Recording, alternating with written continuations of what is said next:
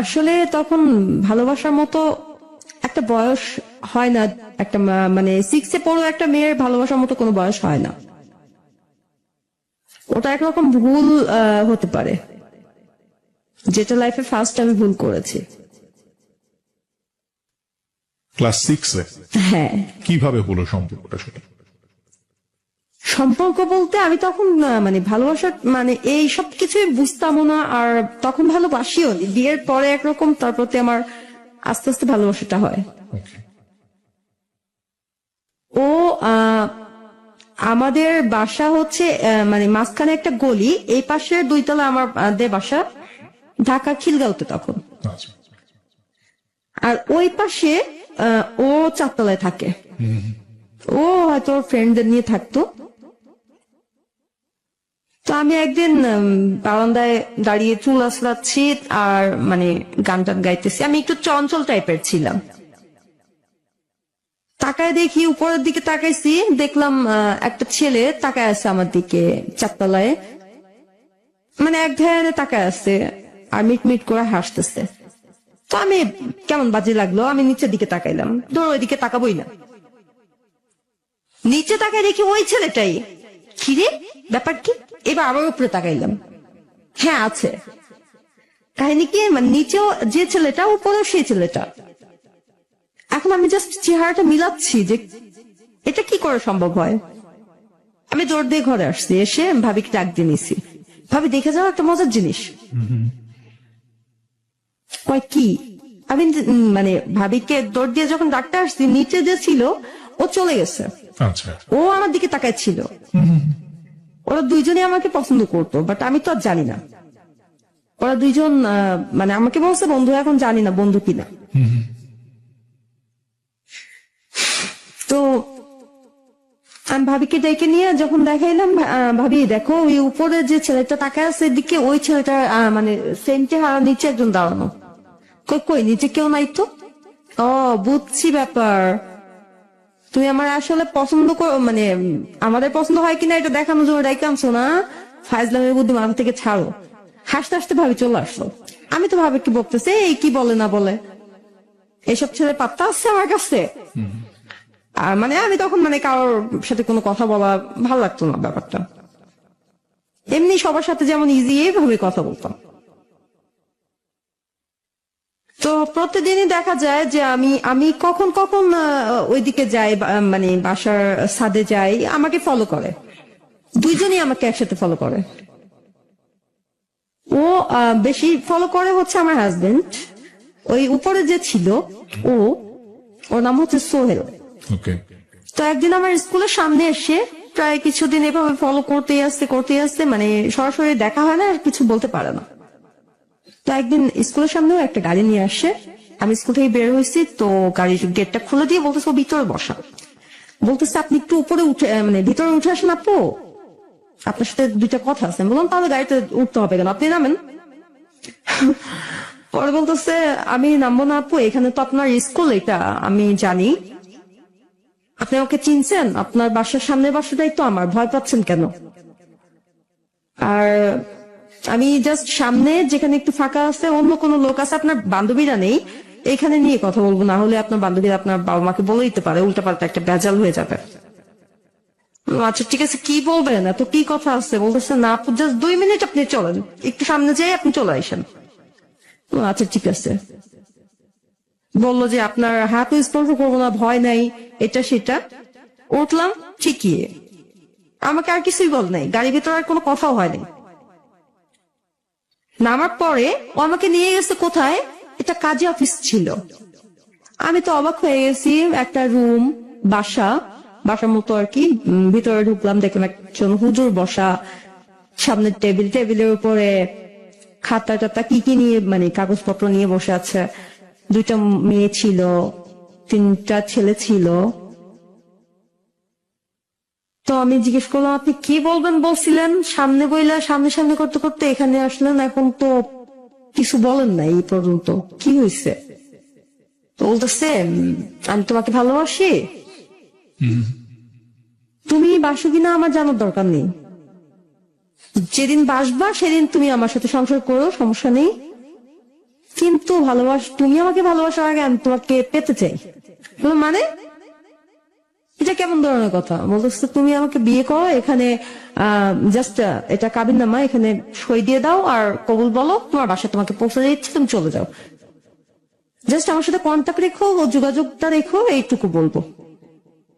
তুমি যেদিন তুমি ইচ্ছে করো যে হ্যাঁ আমি এখন আপনাকে আমার ভালো লাগে, আমি সেদিনই তোমাকে আমি হাজবেন্ডের দাবি নিয়ে তোমার সামনে দাঁড়াবো। আমি তো না, এটা হতে পারে না, আমি কেন আপনাকে বিয়ে করবো, এটা সেটা আমি মানতে চাচ্ছি না দেখে। আর ওইদিকে আমার বাসায় তো যেতে দেরি হচ্ছে, আমার বাবা তো আমার আম্মুকে মেরেই ফেলবে একরকম। আমাকে এতটা ভালোবাসে, আমাকে এক পলক না দেখলে আব্বু থাকতে পারে না।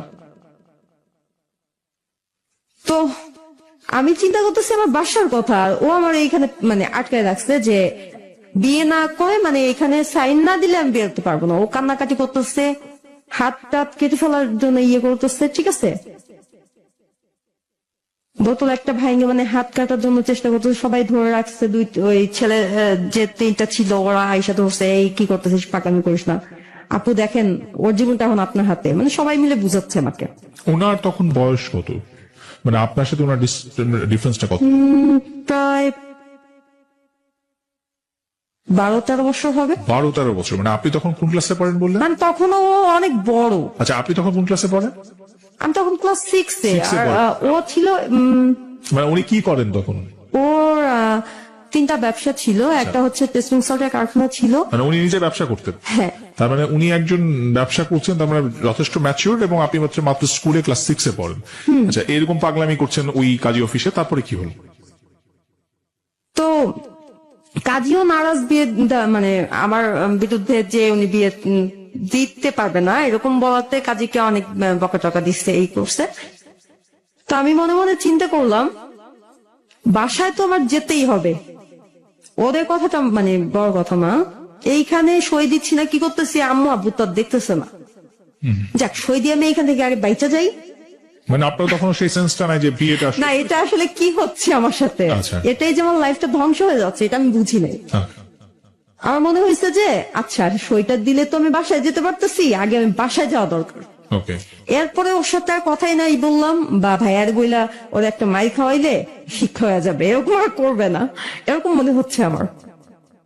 এখানে আমি বেশি কিছু বলা যাবে না, ওরা এতগুলা মানুষ, আমি তো একা, একটু চঞ্চল টাইপের, তো দুষ্টু দুষ্টু বুদ্ধি মাথায় আসতো।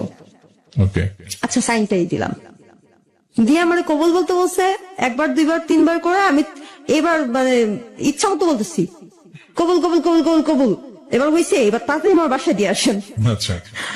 পরে নিয়ে গেছে, বাসায় নিয়ে গেছে ঠিকই, এর ভিতরে সত্যিও ওর কথা রেখেছে, আমার হাতটাও ধরে নাই, জাস্ট বুঝাচ্ছিল, কথা বলতেছিল ততক্ষণ যে দেখো এখন কিন্তু আমরা হাজবেন্ড ওয়াইফ, তুমি আমার স্ত্রী, আমি চাইলেই কিন্তু তোমার ধরতে পারি, ধরবো, এরকম ভয় দিচ্ছে। আমি এরকম করে উঠি, তো ও বলতেছে আরে ভয় নেই ভয় নেই, ইজি ভাবে বসো, তোমার ইচ্ছার বিরুদ্ধে আমি তোমার টাচ করবো না, তোমার হাতটাও ধরবো না, জাস্ট একটা কথা বলি রাখবা? হ্যাঁ বলেন। এখন তো আমার ভিতরে খালি ভয়ে আছি, আল্লাহ একবার বলে ধরবো কিনা, আবার বলতেছে ধরবে না, আসলে কি বলেন, রাখবা তো? হ্যাঁ।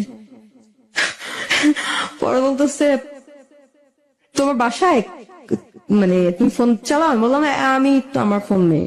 বলতেছে আচ্ছা তোমার বাসায় কারো নাম্বার দাও। কার নাম্বার দিব? আব্বুর নাম্বার দিই? কাকে না, পাগল হয়ে গেছো? আচ্ছা ঠিক আছে, আমার নাম্বারটা লিখে দিই, তুমি নিয়ে যাও, কসম করে বলো তুমি আমার একবার হলেও কল দিবা লুকায়। বললাম আচ্ছা ঠিক আছে, নাম্বারটা নিলাম, নেওয়ার পরে বাসায় সামনে নামাই দিয়ে গেছে। আমি বাসায় এসে দেখি যে আমার আব্বু তো এদিকে রেগে মেগে আগুন। কোথায় গেছিলে? বান্ধবীর বাসায় গেছিলাম। আমি আবার মিথ্যে বলতে পারি না, মিথ্যে বলতে গেলে আটকে যাই। তো যাই হোক, বললাম যে আব্বু আসলে অনেক ইয়েতে হয়েছে, তো অনুষ্ঠান ছিল বান্ধবীর বাসায়, তোমার বান্ধবীদের আমি চিনি, কার বাসায় গেছিল বলো? আমি বললাম বাদ দিবা এগুলো, এখন বাদ দাও, আমার ভালো লাগতেছে না, অনেক ক্লান্ত হয়ে গেছি রোদ্রে দিয়ে আসতে আসতে, এটা নিয়ে চিন্তা করো, কাটাই দিলাম কথাটা। এখন তাড়াতাড়ি কি হবে? এরপর থেকে ও আমাদের ছাদে পাইলেও ওই যে আগে ছাদে দেখা হইতো, মানে ছাদে গেছি তো দেখা হচ্ছে, বারান্দায় দাঁড়ালাম তো দেখা হলো ব্যালকনি থেকে, ও ইশারায় কথা বলে, আমি ইশারায় কথা বলি, ও আমাকে ইশারায় ভাবে জিজ্ঞেস করে তোমার আমার রিলেশনটা, আমাদের যে বিয়ে হয়েছে এটা তোমার আব্বুকে বলছো, বাসায় সবাইকে জানাইছো, সবাইকে জানে? আমি বলি না, পাগল নাকি, আমারই ধরে ভাঙবে।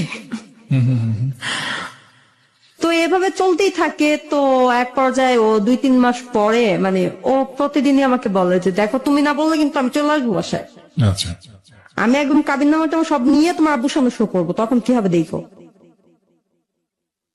আমি তখন মানে হাত জোর করে মাপ চাই, প্লিজ আর একটু, আর কয়েকটা দিন বইলো না কাউরে, মানে এইভাবে বুঝাই।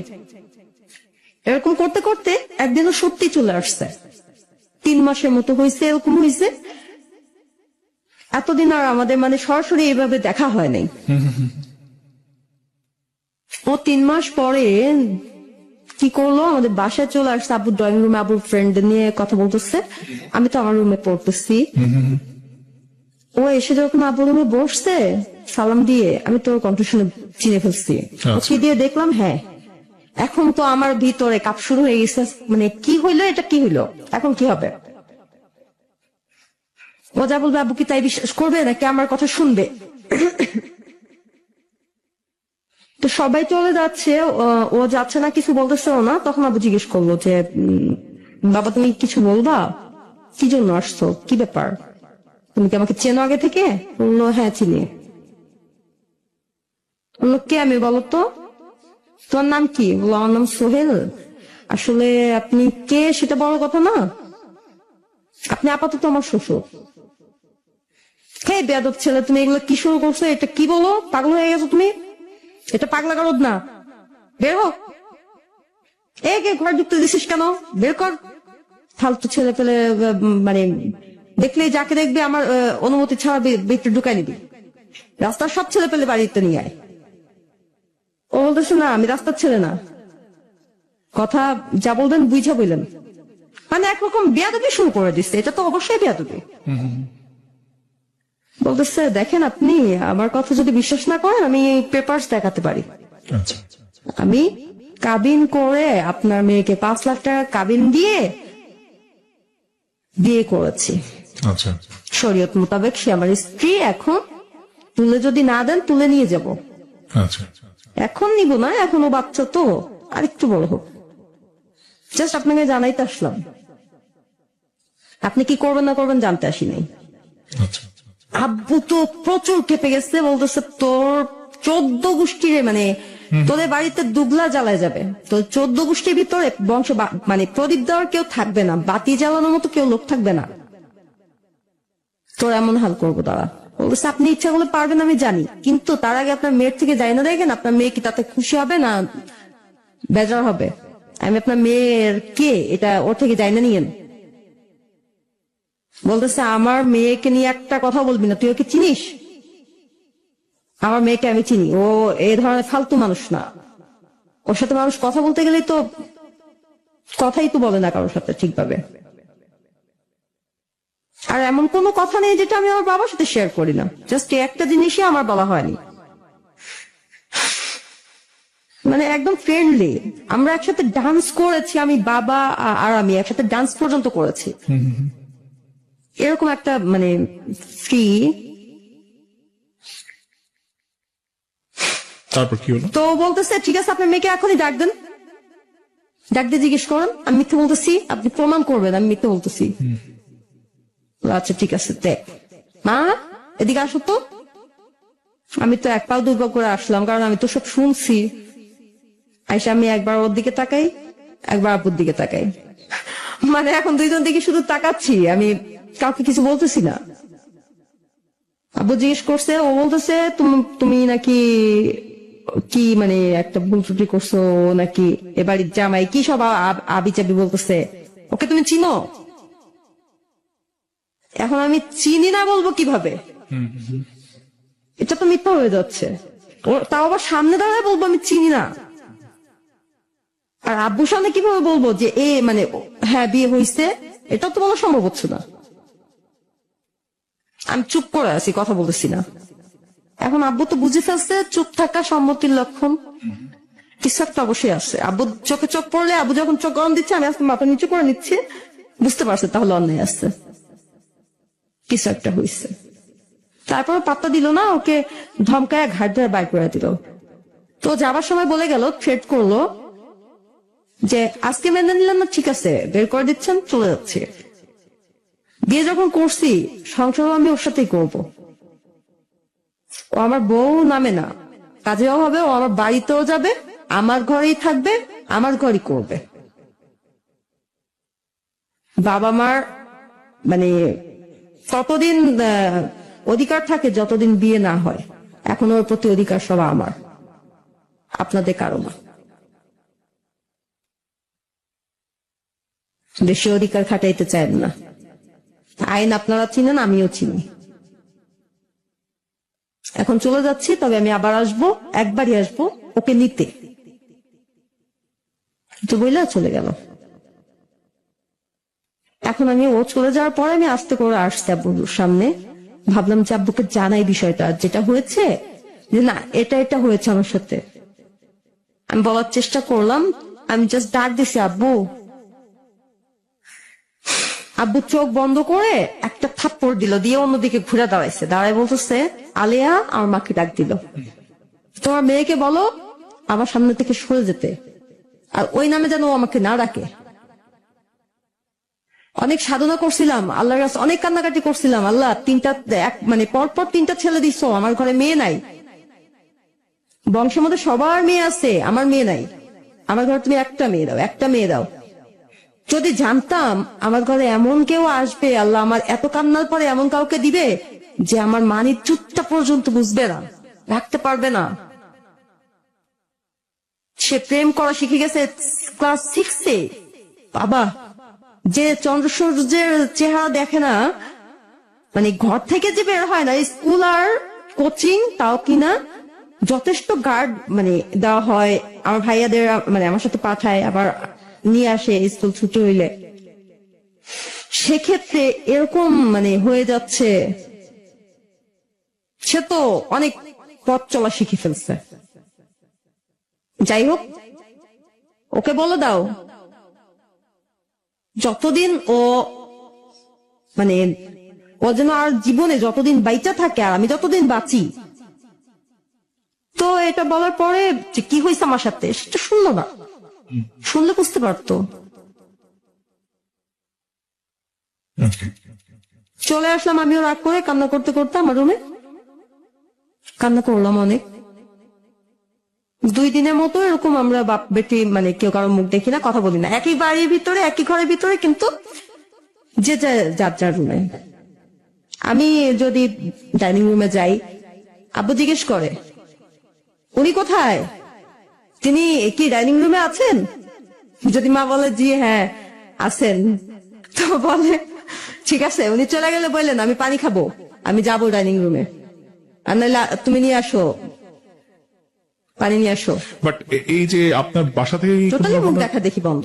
আপনার বাসা থেকে কি কোনো রকমের ইনিশিয়েটিভ নেওয়া হয় নাই? মানে এই ঘটনাটার পরে আপনার সাথে কথা বলছে না, কিন্তু এই যে একটা ছেলে এলো বাড়িতে এই ধরনের কথাবার্তা বললো, এটা নিয়ে আপনার ফ্যামিলি কোন রকম? আমার ফ্যামিলি বলতে কি, আমার আব্বুর সামনে দাঁড়িয়ে কথা বলার মতো এমন কাউকে আমি মানে জাস্ট ফ্যামিলি না, কাউকে দেখিনি। আচ্ছা। গোপালগঞ্জ, আমাদের গ্রামের বাড়ি হচ্ছে গোপালগঞ্জ।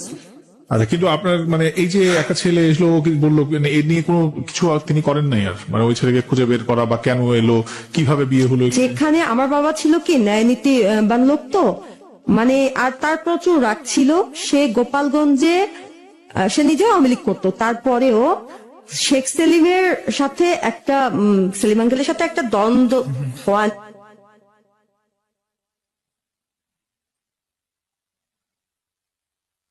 সে against এ নির্বাচন করে মানে দেখায়। এরপরে কি হলো? এরপরে যাই হোক, তার সামনে তো কেউ কথা বলা সাহস পায় না, আম্মু না ভাইয়ারাও না।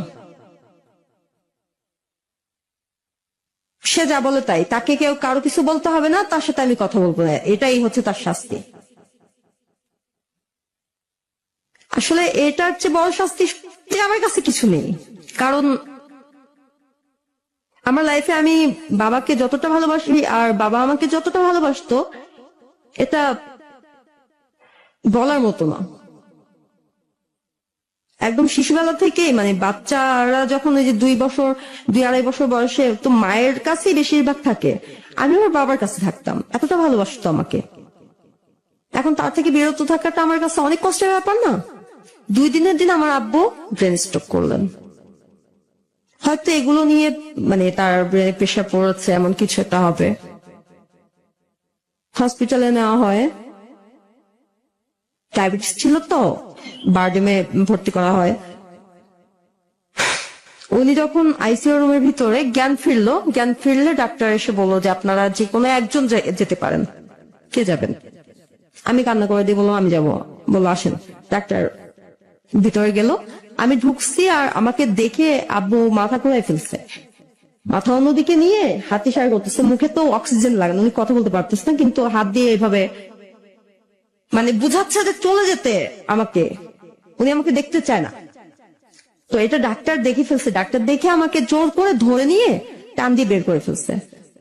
বের করে বলতেছে আমি তো চেতে গেছি যে আপনি আমার বাবা, আমি দেখবো না, আমি কথা বলবো না, কে কথা বলবে? আমি তো একটা মাত্র মেয়ে, আমার থেকে বেশি অধিকার তো কারো নেই। তো বলতেছে আপনি কেউ না, আমার জানার বিষয় না, আমার পেশেন্ট এখন আপনাকে চাচ্ছে না দেখতে। আপনি কি চান আপনার বাবা এখন আবার মানে এমন ভাবে স্ট্রোক হোক এখানে যে উনি স্ট্রোক করলে মানে ওনাকে রাখা যাবে না, উনি মারা যাবে। এখন এই আবেগগুলো দেখায় না, আপনি ওনার সামনে যান না, উনি আপনাকে দেখতে চাচ্ছেন না বলে উনি ভিতরে চলে গেল। আমার মা, আমি কান্না করে মাকে বলতেছি মা এগুলো কি বলতেছে, তুমি দেখো না, তুমি ডাক্তার বুঝাও, আমি ভিতরে যাবো, আব্বুর সাথে আমি কথা বলবো, আমি আব্বুকে দেখবো। আম্মু আমার সামনে হাত জোড় করে বসে পড়লো, বসে বলতেছে আপনার পাও ধরতে হইলো তাও বলেন, আমি আপনার পাও ধরতেছি, হাত জোড় করে আপনার কাছে আমি ভিক্ষা চাইতেছি আমার স্বামীর জীবনটা। তখন একটা মেয়ের কাছে কেমন লাগতে পারে বলেন?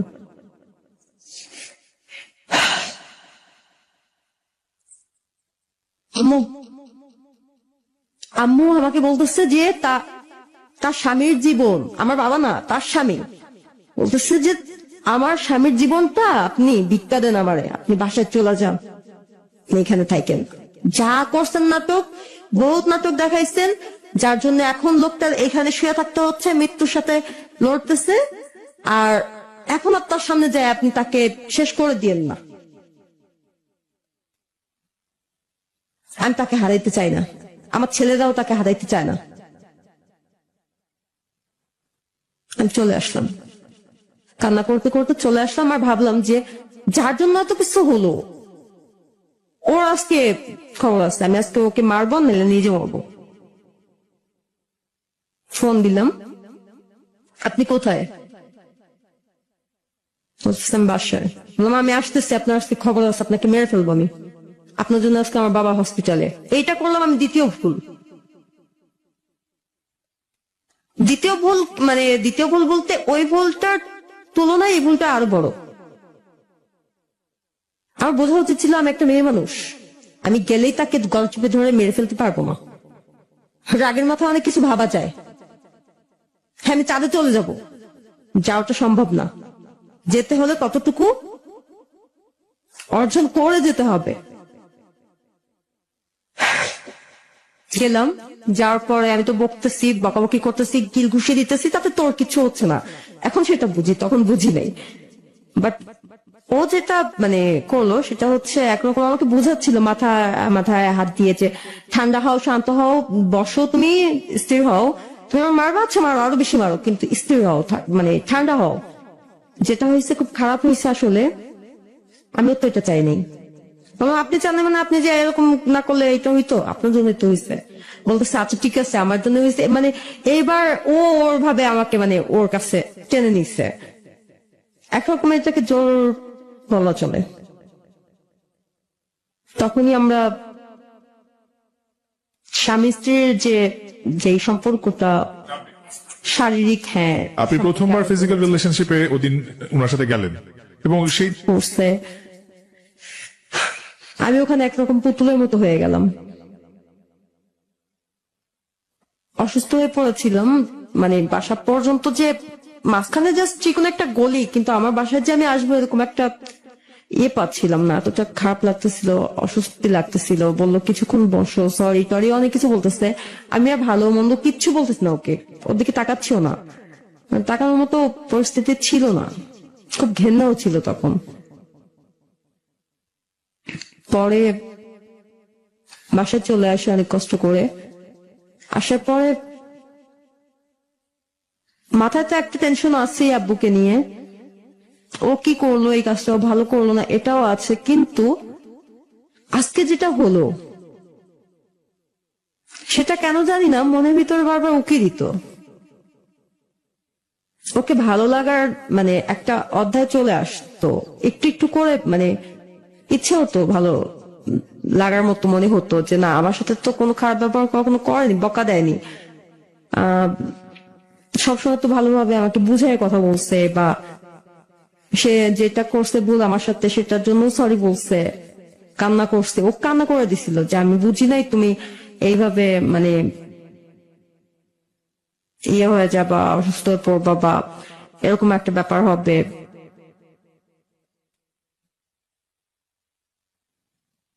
তো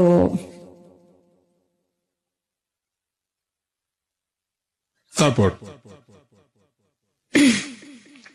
সরি, ও ওইখানে অনেক মানে সরি টরি বলছিল, ওই বিষয়গুলো আমার মাথার মধ্যে, ওর মানে ওকে ওর প্রতি মায়া লাগার যে বিষয়টা, এটা ওইখান থেকেই হয় যে না সে তো কান্না করে যখন সরি বলছে, এটা থাক। আর সে কান্না করে সরি বলেছে, সাথে কি বাবার প্রতি একটু রাগ হচ্ছিল যে বাবা আমার কথা শুনছে না বা বাবা আমাকে দেখতে যাচ্ছে, এরকম রাগ রাগ হচ্ছিল? দুজনের প্রতি হচ্ছে, ওর প্রতি তো হচ্ছে যে ও বাসায় যে এটা কেন করলো, আচ্ছা যা বলার আমাকে বলতে পারতো। আচ্ছা, তারপরে কি হলো একটু আমরা আগাই, কারণ অনেকটা সময় চলে যাচ্ছে। হ্যাঁ ঠিক। তো এদিকে আব্বু সুস্থ হলেন, সুস্থ হওয়ার পরে বাসায় চলে আসতে, বাসায় আসলেও একই অবস্থা। সে আমার সাথে কথা বলতেই চায় না, সে আমার কোনো কথা শুনবেও না, বলবেও না। উনি মানে একরোখা ছিল তো, খুব জিদি মানুষ। আর আমি ওরকম এক ঘাটতারা, মানে ঠিক আছে নিজের বুঝ নিয়েই থাকো, শুনবা না, আমি আর কি বলবো। আমি আর বলি না। এদিকে আব্বু মানে ডাক্তার যা ওষুধ দিছে কিছুই খায় না, মানে সেও একরকম না খেয়ে না খেয়ে মানে নিজেকেই নিজে হয়তো শেষ করছে, টেনশন করে উল্টা পাল্টা। বর্ষখানিকের মধ্যে আব্বু মারা যায়। ওই দিনও আমাকে নিয়ে মানে একটা ফোনে কথা বলা নিয়ে আর কি, ওর সাথে কথা বলতাম ফোনে লুকায় লুকায়। তো ওই দিন আব্বু জেনে যায়, দেখে ফেলে। ওই দিন আবার স্ট্রোক করে। ওই দিন হসপিটালে নেওয়ার আগে আব্বু শেষ হয়ে যায়। তারপর বাবা চলে গেলেন পৃথিবী থেকে, আপনার মাথার উপর থেকে একটা বিশাল ছাদ চলে গেল। এরপর কি হলো? শুধু ছাদটা গেছে তাই না, সেই সাথে আমার সুখ, আমার হাসি, আনন্দ, ভালো লাগা, ভালোবাসার মানে আমার মানে ভালো যে দিকগুলো ছিল সবগুলোই হয়তো আব্বুর সাথে কবরে গেছে। ওকে। তারপর আমি প্রাণ খুলে একটু হাসতে পারিনি, অনেক চেষ্টা করি হাসার জন্য, কারণ বেঁচে থাকতে হলে আমাকে হাসতে হবে প্রাণ খুলে। এই জন্য জোর করে হাসি, হাসার চেষ্টা করি। এখন আমি হ্যাপি আছি। ওকে, তারপরে কি হলো? তো আব্বু মারা যাওয়ার পর বাড়িতে চলে গেলাম, সবাই বাড়িতেই মানে আব্বুর কবর দেওয়া হলো গোপালগঞ্জে। আম্মু আমাকে মানে মানে কেউই আমাকে সহ্য করতে পারতেছে না, দাদু ভাই, মেজো ভাই, ছোট ভাই, তিন ভাইয়ের এক বোন তুমি, তিনো ভাই আমার কাছে এসে বলতেছে আপনি আমাদের মানে ঢাকায় যে বাসাটা, আপনি ওই বাসায় যায়েন না, আপনার তো এখন বাসা মানে অভাব নেই, আপনার তো স্বামী আছে, সংসার আছে, আপনি চলে যান, বা যা করবেন আপনার যেখানে ইচ্ছা আপনি চলে যান, আপনাকে আমরা কেউ চাই না, আপনার জন্য আমরা বাবা হারাইছি, আমরা এতিম হয়ে গেছি আপনার জন্য, আপনি আমাদের এতিম করে দিচ্ছেন, আপনাদের আমরা কেউ চাই না। আমি মানে দৌড় দিয়ে যে আম্মুর কাছে বলতেছি, আম্মু কি বলে, ওরা কি বলতেছে এগুলা, ওরা বাবা হারাইছে, আমি কি হারাই নাই, আমার কি হারাই নাই, আমি কি এতিম হই নাই, আমি কি আব্বু জোর করে গলা টিপে মারছি, আমার কথা তো আব্বু শুনেই নাই। এখানে দোষ আমার ছিল না। আম্মু আমার থামাই দিল, বললো দোষ আপনি করেন না, দোষ করছে আমি পেটে নিয়ে। আমার ভাইয়াকে ডাক দিয়ে বললো যে ওনারে বলেন চলে যাইতে, ওনার কিছু লাগলে নিয়ে যেতে বলেন, যা দরকার সব নিয়ে যাক। আমার স্বামীরে তো খাইছে, আমার স্বামীরে খেয়ে কি ওনার মানে মনের মিটে নাই? আর কত কি দেখতে চায়, আরো কত কিছু দেখাবে সে। চলে যেতে বলেন।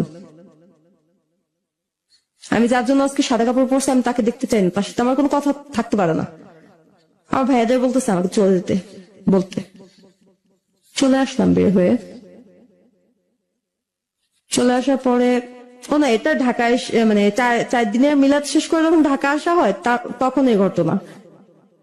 খিলগাঁওতে বের হইলাম, বের হওয়ার পরে ও ফোন করছে। ফোন দিলে আমি বললাম যে আপনি আর কি চান? আমি তো এখন রেল লাইনের দিকে যাচ্ছিলাম, আত্মহত্যা করা ছাড়া আমার কাছে আর কোনো পথ নাই। আপনার আরো কি কি ইচ্ছা আছে আমার প্রতি, যেটা মানে আরো কত কিছু আপনি আমার থেকে কাইরা নিতে চান বলেন? বাবা তো দুনিয়া থেকে হারাই গেছে, যাকে আর কোনোদিনও হাতে পায়ে ধরেও ফিরে আনা সম্ভব না। মা ভাই 3 জন, মানে আমার ফুল ফ্যামিলি, সমস্ত কিছু আমার থেকে মুখ ঘুরাই নিছে। সবকিছু আমি হারাই ফেলছি আপনার জন্য। আমার লাইফে কিচ্ছু হারাইতে বাকি নাই। আরো কি কি চান বলেন? মৃত্যুর আগে আপনার সবগুলো পূরণ করে যায়, আপনার ইচ্ছাগুলো পূরণ করবো বলেন। বলতেছ তুমি কোথায় আসো এখন? বাসার সামনে। কোন দিকে যাবো আমার মাথায় কাজ করতেছে না, আমি কোথায় যাব? রেল লাইনের তলায় যায় পড়বো, নাকি কোনো সাঁতার তো জানি না, কোনো জলাশয়ে গিয়ে ঝাঁপ দিব? মানে আমি বুঝে পারতেছি না আমি কি করব, নাকি কোনো ওভারব্রিজের উপরে যে লাফ দিব? কোনটা করলে বেটার হয়? মানে কোনটা করতে গেলে আমাকে লোকজন ধরে বাঁচাবে না? কারণ আত্মহত্যা করতে গিয়ে যদি বেঁচে থাকা হয়, এর থেকে লজ্জাজনক আর কিছু নেই। তো সেখানেও ও চলে আসলো। আসার পরে ও আমাকে সাথে নিয়ে, সিলেটে ওর মা বাবা সবাই থাকে, কুমিল্লাতে ওদের মেন বাড়ি, তো সিলেট নিয়ে চলে গেল। ও আমাকে বুঝাচ্ছে, দেখো যা হয়েছে আসলে মানুষের হায়াত না থাকলে মানুষ বাঁচে না, এটা একটা ছিল মানে এইসব বুঝাচ্ছে। আম্মু ভাইয়ারা আজকে মানতেছে না, কালকে ঠিকই মেনে নিবে, একদিন না একদিন তো ঠিকই মানবে। আর এই বাড়িটা তো তোমারই, এখন যেখানে নিয়ে যাচ্ছি এটা তো আমার বাড়ি বলতে তো তোমারই, আমার জাস্ট তো সবই তোমার। আব্বা আম্মা তো জানে না, আসলে ওনারা হয়তো একটু রাগ হইতে পারে, তুমি কোনো মুখের উপরে কোনো কথা বললো না, তোমার তো অনেক রাগ, একটু সামলাই নিও। আমি তো আসলে রাগটা, ও জোর করে আমার রাগ উঠাইছে, আর আমি বেয়াদব না। ও বাবা আমার মুখে আমি কেন কথা বলবো? আমাকে তো বেয়াদব বানায়নি আমার বাবা। তো ওখানে যাওয়ার পরে অনেক কিছু হলো, অনেক সিনক্রেট করলো, মেনে নিবেই না, তারপর নিল মেনে। এক পর্যায়ে ফ্যামিলিতে সবাই অনেক অত্যাচার করতো, সবার মানে এতগুলো মানুষ, সবার কাপড় চোপড় ধোয়া, মানে সবার কাজগুলো সব আমার উপরে চাপাই দিত। শুধু তাই না, সেগুলো করার পরেও এটা হয় না, এটা এমনি করছো কেন, এটা এমনি করছো কেন। ছোট ননদের হাতে মার খাইছি। সে আমার থেকে বয়সে বড়, কিন্তু হিসাবে তো সে আমার ছোট। ছোট আপা বড় আপা বলে ডাক দিতাম, কারণ এত বড় মেয়েকে আমি কি করে নাম ধরে ডাক দিব, লজ্জা লাগতো। আর এদিকে ওই টাইমটায় ও আমাকে মানে অনেক ভালোবাসতো। কাজে থেকে এসে আমার মানে বারবার জিজ্ঞেস করতো, ওরা অনেক বেশি বকাঝকা করে না, বাদ দাও, এটা ওইটা অনেক কিছু বুঝাইতো। মানে ওইটাতে আমি ভুলে যাইতাম, সারাদিনের সমস্ত ক্লান্তি দূর হয়ে যেত। একটা সময় যখন বড় ছেলেটা হয়, বড় ছেলে হওয়ার পরে দেখা যায় যে এখন ইদানিং ও আমাকে মানে সারা বাড়ির সবাই যেভাবে বকাঝকা করে, এদের বকাটা একটু কমলেও এরা হয়তো দিনের বেলা একটু হেসে টেসে কথা বলে, এখন আগের মতো তেমন জ্বালায় না। তবে ওর দিক থেকে আসলো এবার চাপটা। রাত্রে দেখা যায় পা চিপতে চিপতে ও ঘুমায় গেছে, আমি ওর পার উপরে মানে ঝিমাইতে ঝিমাইতে ঘুমায় পড়ছি। রান্না ভালো হয়নি, মাথার উপরে ঢেলে দিছে। এরকম ভাবে অনেক অত্যাচার করতো, কিছু থেকে কিছু হইলেই মারধর করতো। আর আপনার ফ্যামিলি বাবা মা আমি তো এখন সিলেটে। কিন্তু তাদের সাথে কি যোগাযোগ আছে কিনা? তারা কি যোগাযোগ? তাদের নাম্বার আমার কাছে ছিল, আমি মাঝে মাঝে ফোন দিতাম, ফোন দিয়ে কান্না করে বলতাম, মা তুমি শুনতে না চাইলে আমি জোর করে বলবো, এটুক তোমার শুনতেই হবে। কসম টসম দিয়ে ফেলতাম যে একটু শোনো। এমন এমন হয়েছিল আমার কাছে, খুব দ্রুত ভাবে বলে ফেলছিলাম। তো একটা সময় মা পরে বললো, ঠিক আছে যা হবার হয়ে গেছে, আমার কপালে ছিল যা তাই হয়েছে, তুমি তো সুখে আছো, তুমি সুখে থাকো, দোয়া করি। কিন্তু মনে হয় না সুখ পাবা। আমার মা আমাকে এভাবে বলতো যে সুখে থাকো, দোয়া করি, কিন্তু মনে হয় না সুখ হবে তোমার। কারণ ও একটা অমানুষ, ওই দিনই বুঝে ফেলছি যেদিন তোমার বাবার মুখে তর্ক করছে। তোমার বাবার সাথে বেয়াদবি দেখেই বুঝতে পারছি ও কত বড় অমানুষ। ও তোমাকে সুখ দেবে না কোনোদিনও মা, তুমি সুখের আশায় চলে গেছো তো। আচ্ছা, তারপরে কি হলো? তারপরে এদিকে আমি মানে ওদের দেখা যাচ্ছে যে এখন ও আমার প্রতি উল্টো রিয়েকশন করে, মারধর করে, তবুও আমি আছি। আশেপাশের মানুষও পর্যন্ত মানে অনেক সময় এসে আমাকে বলতো, এক এক মহিলা, দেখো এগুলো দেখা যায় না, সহ্য করা যায় না, তুমি প্রতিবাদ করো না কেন, তুমি আরো তোমার বাপের বাড়িতে চলে যাও, সেটাই ভালো হবে।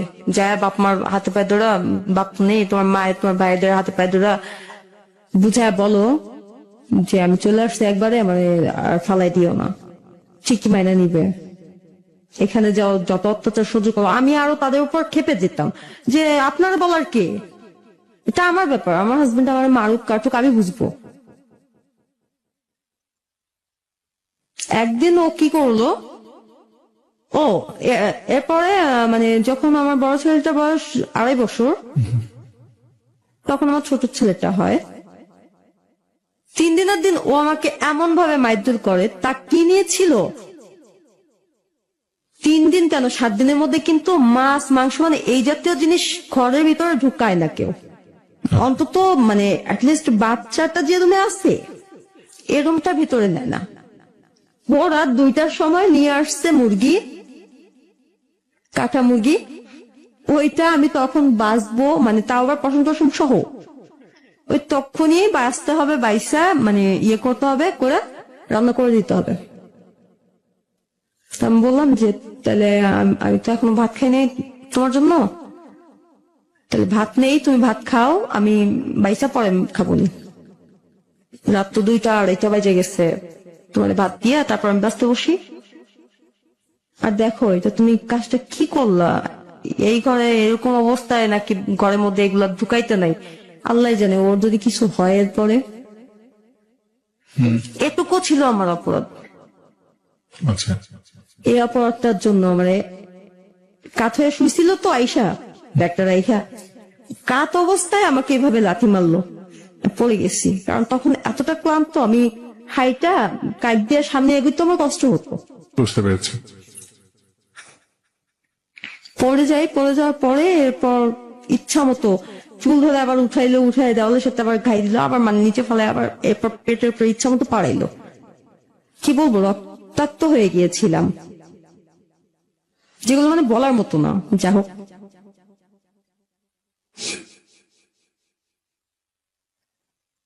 অনেক অত্যাচার সহ্য করেছি লাইফে, তবুও ভেবেছিলাম যে ওই তো আমার লাইফের ফার্স্ট মানে এমন কেউ যাকে আমি আমার বিয়ের পরে ধীরে ধীরে আমি ভালোবাসতে শিখেছি, যার মানে যে আমাকে জোর করে বিয়ে করলো, আমাকে ভালোবাসা আবার শিখিয়েছেও, যে আমাকে কোনো একটা টাইম ভালোবেসেছিল, আবার লাইফে ফার্স্ট কিনা একরকম বলা চলে রেফ। এটা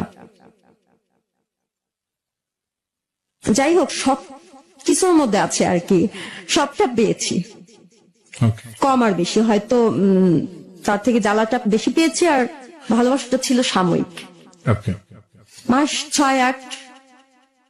ওই বড় ছেলেটা হওয়ার আগ পর্যন্ত 1 বছর এই ছিল ভালোবাসা। আসবো পুষ্প আবারও। রাত্রে বাসায় আসে, ওর সাথে একটা মেয়ে, কালো মতো একটা মেয়ে, লম্বা। ও বলে যে পুষ্প, আসলে ওর নাম হচ্ছে কলি, ও ওকে তোমাকে বিয়ে করার অনেক আগে ওকে পছন্দ করতাম, কিন্তু ও এখন অন্য কারোর স্ত্রী, ও বিয়ে করে ফেলছে। আমিও এখন দুইটা ছেলের বাবা, আমার কি আর এসবের মানে আমাদের দুইজনের কারোরই এইগুলো মাথায় নেই।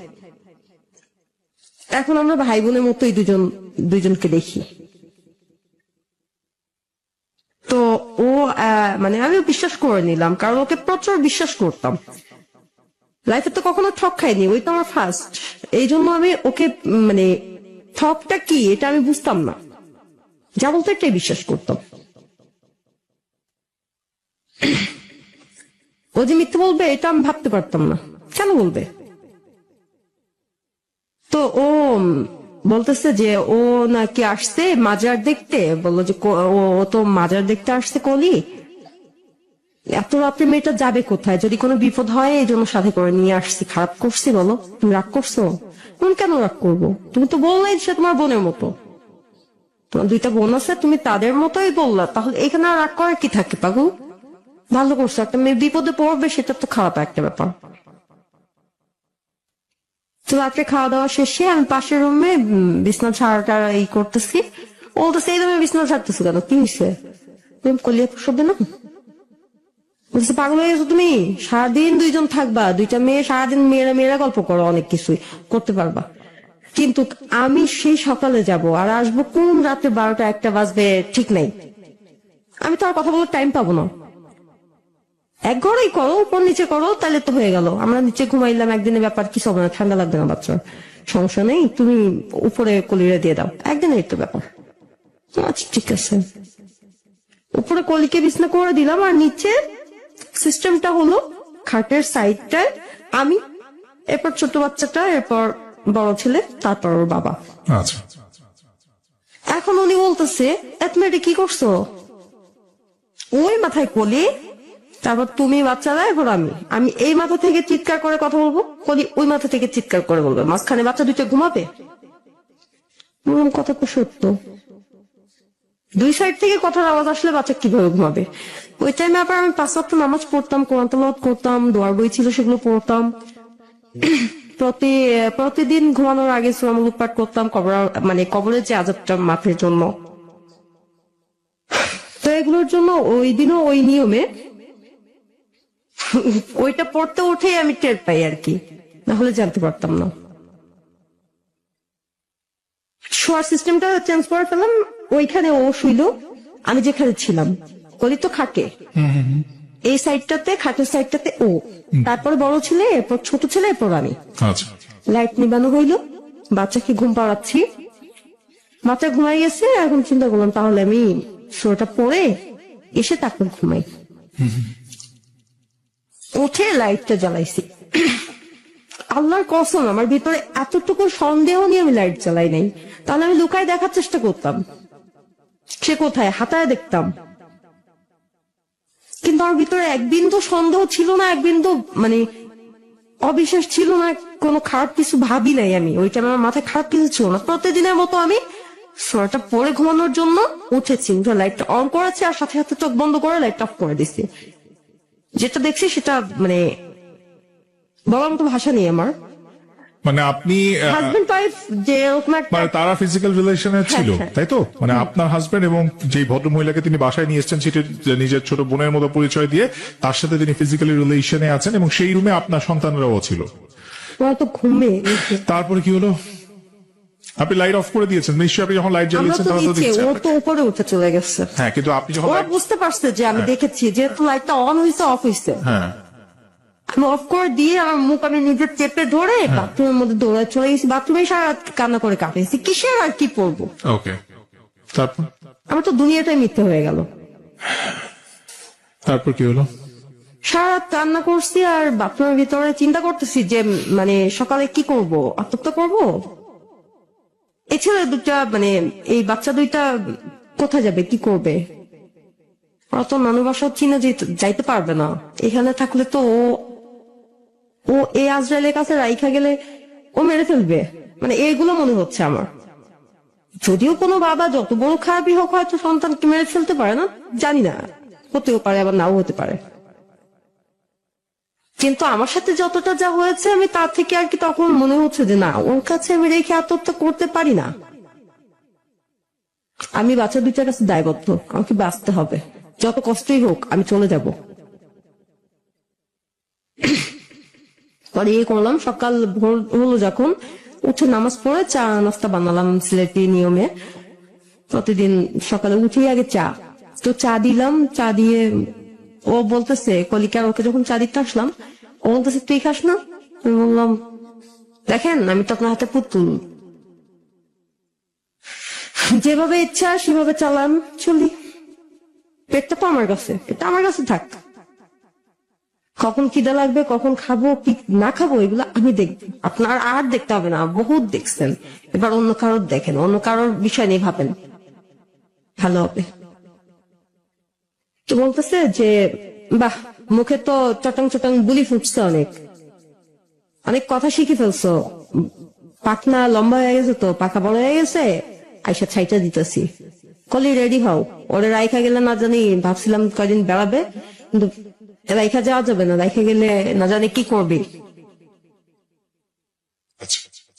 আমার সামনে কোনোদিন কথা বলো না যে সে আজকে, মানে ওর চিন্তা এটাই যে এতদিন কোনোদিন কথা বলিনি, আজকে কথা বলতেছি ডাইরেক্ট। কলি রেডি হইতেছে, এদিকে ও আমাকে আবার বলতেছে, সাবধান করে দিচ্ছে, সাবধানে থাকিস, আজকে বাসায় আইসা এতদিন যা দেখোস নাই তুই আমার সেই রূপ আজকে দেখে ফেলবি, তোর আজকে কি করুন জানি না। আইসা জানি তোর না দেখি, তোর যদি দেখি আর চোখের সামনে যদি পড়স, তাহলে তোর খবর আছে আজকে। আচ্ছা, আমি চিৎকার করে হাসতেছি আর আমার চোখ দিয়ে টপ টপ করে পানি পড়তেছে ওই টাইমে, ওইটা শুই না। বললাম থ্যাংক ইউ, অসংখ্য ধন্যবাদ, যে কথাটা আমার ভিতরে ছিল আমি বলতে চাইছিলাম সেটা আল্লাহ আপনার মুখ দিয়ে বের করছে, তার মানে আল্লাহ আমার ডাক কবুল করে নিছে অলরেডি। আমি মনের ভিতরে কথাটা ধারণ করার সাথে সাথে আল্লাহ কবুল করে নিছে যে আপনার আমার এই শেষ দেখা, আর দেখা হবে না।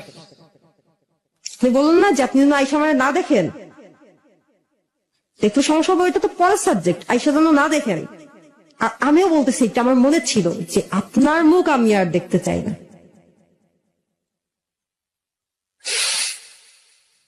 আপনাকে মানে ভালোবেসে তার পরবর্তীতে ঘৃণা করে যদি আমার বেঁচে থাকা সম্ভব না হয়, আমি যদি আত্মহত্যা করতে বাধ্য হই, আমি যদি আপনার ভালোবাসার কাছে হেরে গিয়ে আপনার এত জঘন্যতম চেহারার কাছে, মানে এটা আমার মনে না থাকে, ওইটাই মনে থাকে, তাহলে তো অবশ্যই আমি হেরে যাব, আমি আত্মহত্যাই করব। একদিকে ঘৃণা একদিকে ভালোবাসা, দুইটা নিয়ে আমি বাঁচতে পারবো না। কাজেই তখন আপনি হয়তো ছেলেদের পাবেন না, হলে ছেলেদের মুখও দেখতে পারবেন না।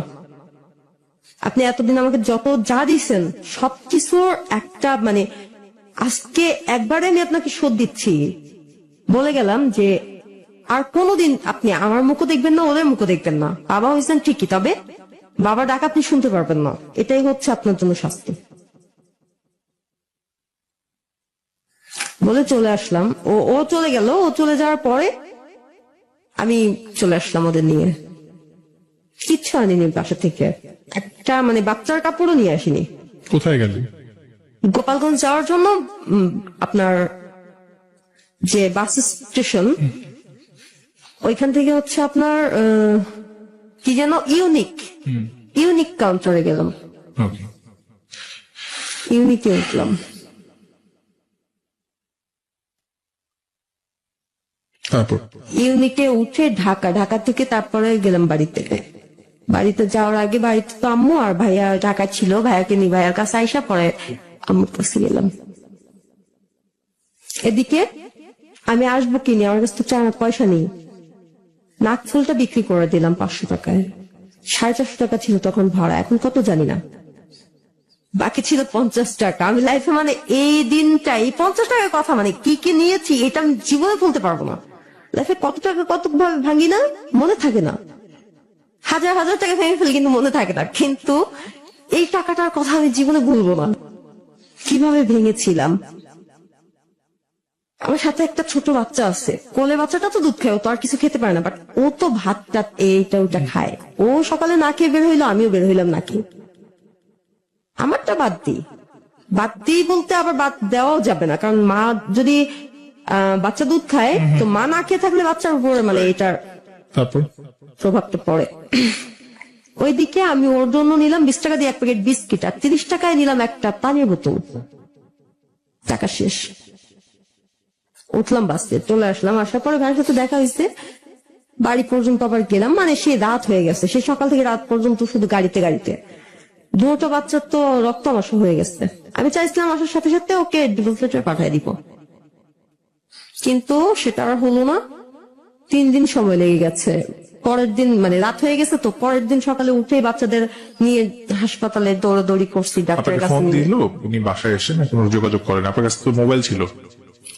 আমার কাছে কোনো ফোন ছিল ছিল না, না। আমার কাছে শুধু আমার আম্মু ভাইয়ের নাম্বারগুলো লেখা ছিল। আমি ওর ফোন কেন বাসা থেকে নিয়ে আসবো? আচ্ছা, কিন্তু উনি কি আপনার মা বাবার সাথে বা ভাইয়ের সাথে যোগাযোগ করেছিলেন যে আপনি আসছেন কিনা বা কি? ওকে, ওকে কেউ পাত্তা দিত না আমার ফ্যামিলিতে। আচ্ছা। হয়তো আমার বাবার সাথে যে ঝগড়া করেছিল, আমার মনে হয় যে এটাই মনে হয় দেশ মিটাইছে আমার উপর, তারপরে কি হলো? বা এটাই হয়তো ভালোবাসার নিয়ম ছিল তখন। এরপর চলে আসলেন সন্তান। চলে আসলাম, আসার পরে বাচ্চা দুটো রক্ত আমাশা হয়ে গেছে। ওদের নিয়ে পরের দিন ডাক্তারের কাছে দৌড়াদৌড়ি করে, তারপরের দিন মানে 3 দিনের দিন আমি মানে ওই দিন ডাক্তার কাছ থেকে এসে রাত্রে শুয়ে মাকে বলতেছি, মা কালকে তো একটু দরকার, সোহেল রে আমি যে লেটারটা পাঠিয়ে দিতে চাই, আমার একটু তুমি এসে নিয়ে যাও, কোর্টে নিয়ে যাও। আচ্ছা, মা বলতেছে আচ্ছা ঠিক আছে, তো কাকারে সকালে উঠে ফোন দিবনি, তো কাকা কালকে আসে কিনা জিজ্ঞেস করি, উকিল বাড়ি থাকলে অবশ্যই যাই ওনার দিয়ে করাই ফেলবো। আমার একজন আঙ্কেল ছিল, উনি ছিল। পরে যাওয়ার পরে আঙ্কেল জিজ্ঞেস করতেছে কি ব্যাপার, তুমি বিয়ে করলো একা একা, ছাইরাও দিতে যাচ্ছ নিজে থেকে, মাঝখান থেকে আমার ভাইদের তো খাইছো, আচ্ছা। নুরু ভাইদের তো খেয়ে ফেলছো, তাহলে কি বিয়েটা মানে ছাইরেই যদি দিবা, বিয়েটা করছি না কেন? নুরু ভাই মানে মৃত্যুটার জন্য সেটা হয়ে গেছে সম্পূর্ণ, এখন সংসারের দরকার নেই কোনটা? আর নাহলে বল কি করছে, ওর 14 গোষ্ঠীর মানে জেলের ভাত খাওয়াবো। কিন্তু আমি ওর মানে ব্যাড সাইড গুলো না বলতে আমার খুব কষ্ট হতো, আমি পারতাম না, মানতে পারি না আমি এগুলো যে আমি বলবো, আমি মেনে নিতে পারি না। তারপরে আমি জাস্ট একটাই কথা বলতেছি, কাকা তুমি ডিভোর্স লেটারটা পাঠায় দাও, 5 লাখ টাকা দিয়ে জীবন যাবে না আমার, আমি টাকাও চাই না, ওরেও চাই না। আমি চাই না আমার আবার নেক্সট আরেকবার দেখা হোক, ওর মুখটা আমি দেখি বা আমার মুখটাও দেখুক, আমি আর চাই না এটা। ওকে থানায় নিলাম, কোর্টে তুললাম, ওকে হ্যাস্ত ন্যস্ত করলাম, ওর ফ্যামিলি মানুষের সামনে মাথা নত করলো, ও নত করলো। এত কিছু পরে আমার লাভটা কি? আমার সেই ভালোবাসাটা, আমার সেই বিশ্বাসটা তার প্রতি সব ফিরে আসবে? এগুলো ফিরে পাবো? ওই রাত্রে দেখা সিনটা কি আমার মেমোরি থেকে মানে আউট হবে? তাহলে কি লাভ হলো আমার? এগুলোই তো এনাফ, আর কিচ্ছু লাগবে না। রাইট। যদি ও অপরাধ করে থাকে, বিচারের জন্য উপরে একজন ঠিকই আছে, তার বিচারে ভুল নাই, সে ঘুষখোর না তো। আল্লাহকে কেউ ঘুষ দিতে পারে না, রাইট। সে ন্যায় ন্যায্য বিচারে অটল। কাজে ও যদি অপরাধ করে থাকে, ও ফল ঠিকই আল্লাহ দিবে, আমি বিশ্বাস করি। কিন্তু আমি সেই ফলটা দেখতে চাই না, আমি সহ্য করতে পারবো না হয়তো। যার জ্বর হলে আমি কান্না করতে করতে মানে তারপর কি হলো? চলে আসলাম। আসার পরে আমি 2-3 মাসের মতো ভালো ছিলাম। একা থাকলে মানে আমার কোনো ফিল হতো না যে আমি একা আছি, আমার কোনো একটা সঙ্গী প্রয়োজন, আমার একটা মানে একাকিত্ব বোধটা হতো না। আচ্ছা, 2-3 মাস পরে এই যে আপনি এখন যেখানে বলছেন, এই এই এই সালটা কখন, কত সালের কথা বলছেন? এটা হচ্ছে আপনার আজ থেকে 5 বছর আগে। বছর আগের কথা। আচ্ছা, 5-6 বছর আগের কথা। 6 বছর আগে। তার মানে তখন আপনি সিঙ্গেল মাদার, ডিভোর্স হয়ে গেছে? সিঙ্গেল বলতে 2টা ছেলেই তো, ছোট ছেলেটা তখন হ্যাঁ মানে আপনার তখন মানে আপনার তখন হাজবেন্ডের সাথে কি আপনার ডিভোর্স হয়েছে? হ্যাঁ, আমি 3 দিনের দিন ডিভোর্স ডিভোর্স দিয়ে হয়ে দিলাম। গেছে এবং তিনি ডিভোর্স একসেপ্ট করে নিয়েছেন। আচ্ছা গেল, এবার আপনি একা আছেন, তারপরে কি হলো? তারপর 2-3 মাসের মতো প্রায় মানে কোনো কিছু ফিল হতো না, কাউকে আমার প্রয়োজন এরকম মনে হতো না। 2-3 মাস পর থেকে যখন আমি দেখলাম যে না, আমি কেমন মেজাজ খিটখিটে হয়ে থাকে, কারোর সাথে কথা বলতে ভালো লাগে না, ভাইয়া ভাবিদের সাথে কথা বলি না সেরকম, মানে সবার সাথে একটা পারিবারিক সম্পর্ক কাউকে ভালো লাগে না, পরিবারে কাউকেই ভালো লাগে না, বাচ্চা কানলো বিরক্ত লাগে, আচ্ছা মানে কেমন যেন একটা একাকিত্ব বোধ হয়। আচ্ছা কেন হচ্ছে এটা আমি বুঝতে পারলাম, আমি মানে নিজের মনে মনে খোঁজার চেষ্টা করলাম এটা আসলে আমার মানে কি প্রয়োজন, কি ইচ্ছা হচ্ছে আমার। তারপর চিন্তা করলাম না, আমি ভুল করতেছি। এরকম ফিল হতে হতে একটা সময় আমি হয়তো আবার এরকম কোন শরীরের চোখের ছলনায় পা দিয়ে ফেলতে পারি। আচ্ছা এই মানে চান্স আর কাউকে আমি দিব না। আমাকে নেক্সট কেউ আঘাত করবে, ভালোবাসার নাটক করবে, এই চান্স আর নেই। ওকে কিন্তু এরকম আমার ফিল হইতে হইতে একটা সময় আমি মানে সজ্ঞানে থাকবো না, কোন একটা পদক্ষেপ আমাকে নিতে হবে। ওকে অনুপ কুমার নামের একটা ডাক্তার আছে, হিন্দু হোমিওপ্যাথি ডাক্তার, গোপালগঞ্জে।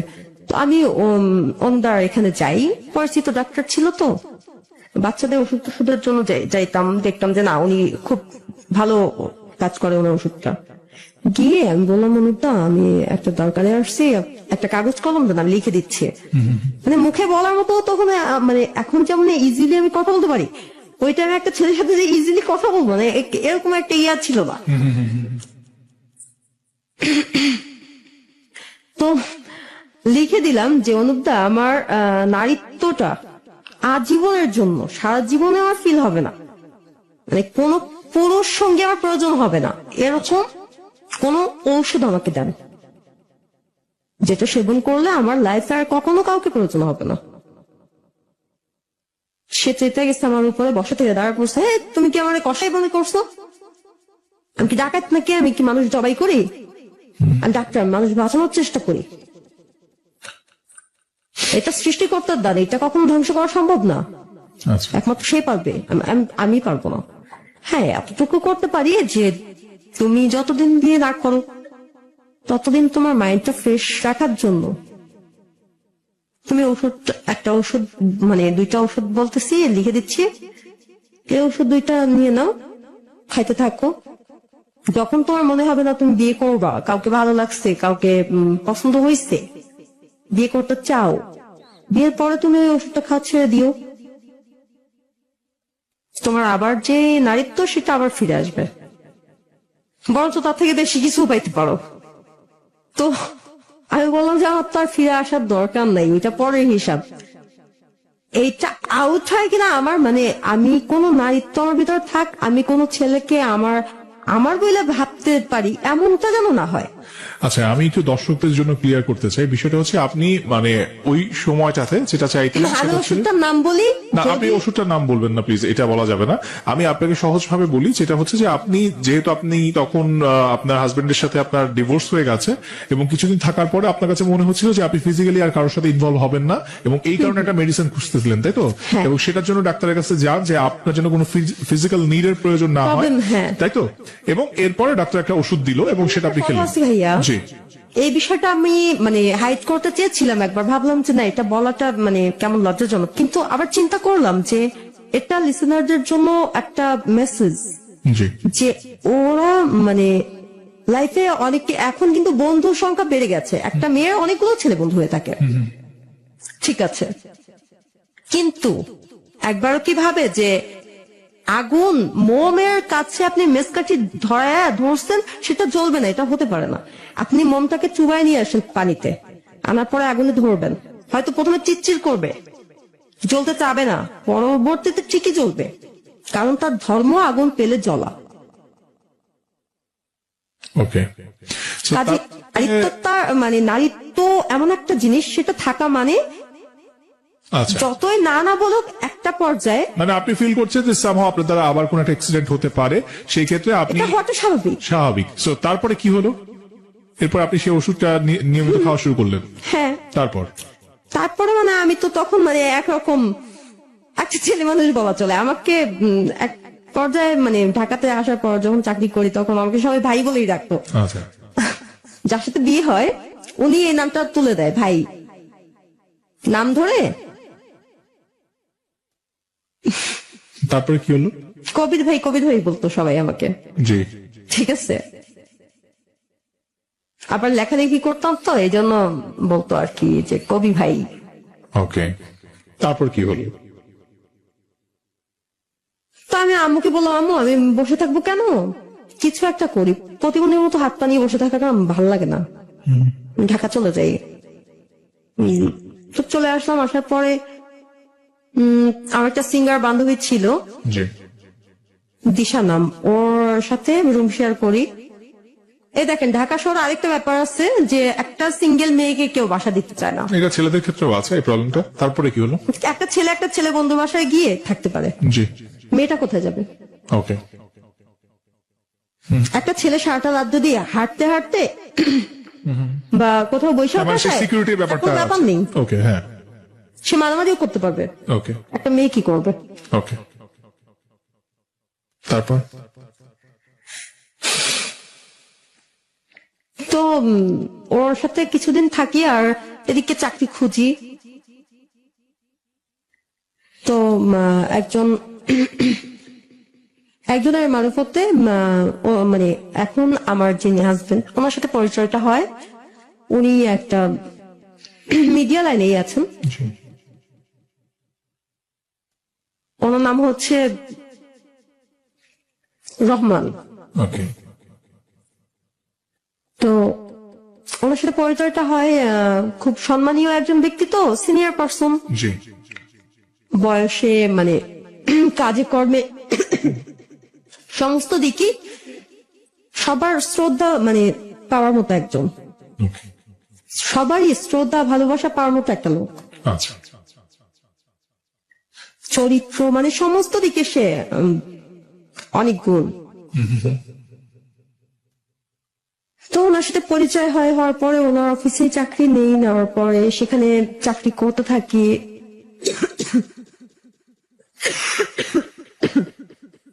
আমি খুব অবাক হতাম মনে মনে, মানে ওনাকে অনেক পছন্দ হয়েছিল এই জন্য যে আসলে অনেক সুন্দর, মানে দেখতে ফর্সা, অনেক ভালো স্মার্ট, অনেক ছেলে যার সাথে দাঁড়ালে হয়তো আমাকে মানাতে পারে বা আমার থেকে আরো বেশি মানে মনে হতো যে না আমি তার কাছে কিছু না।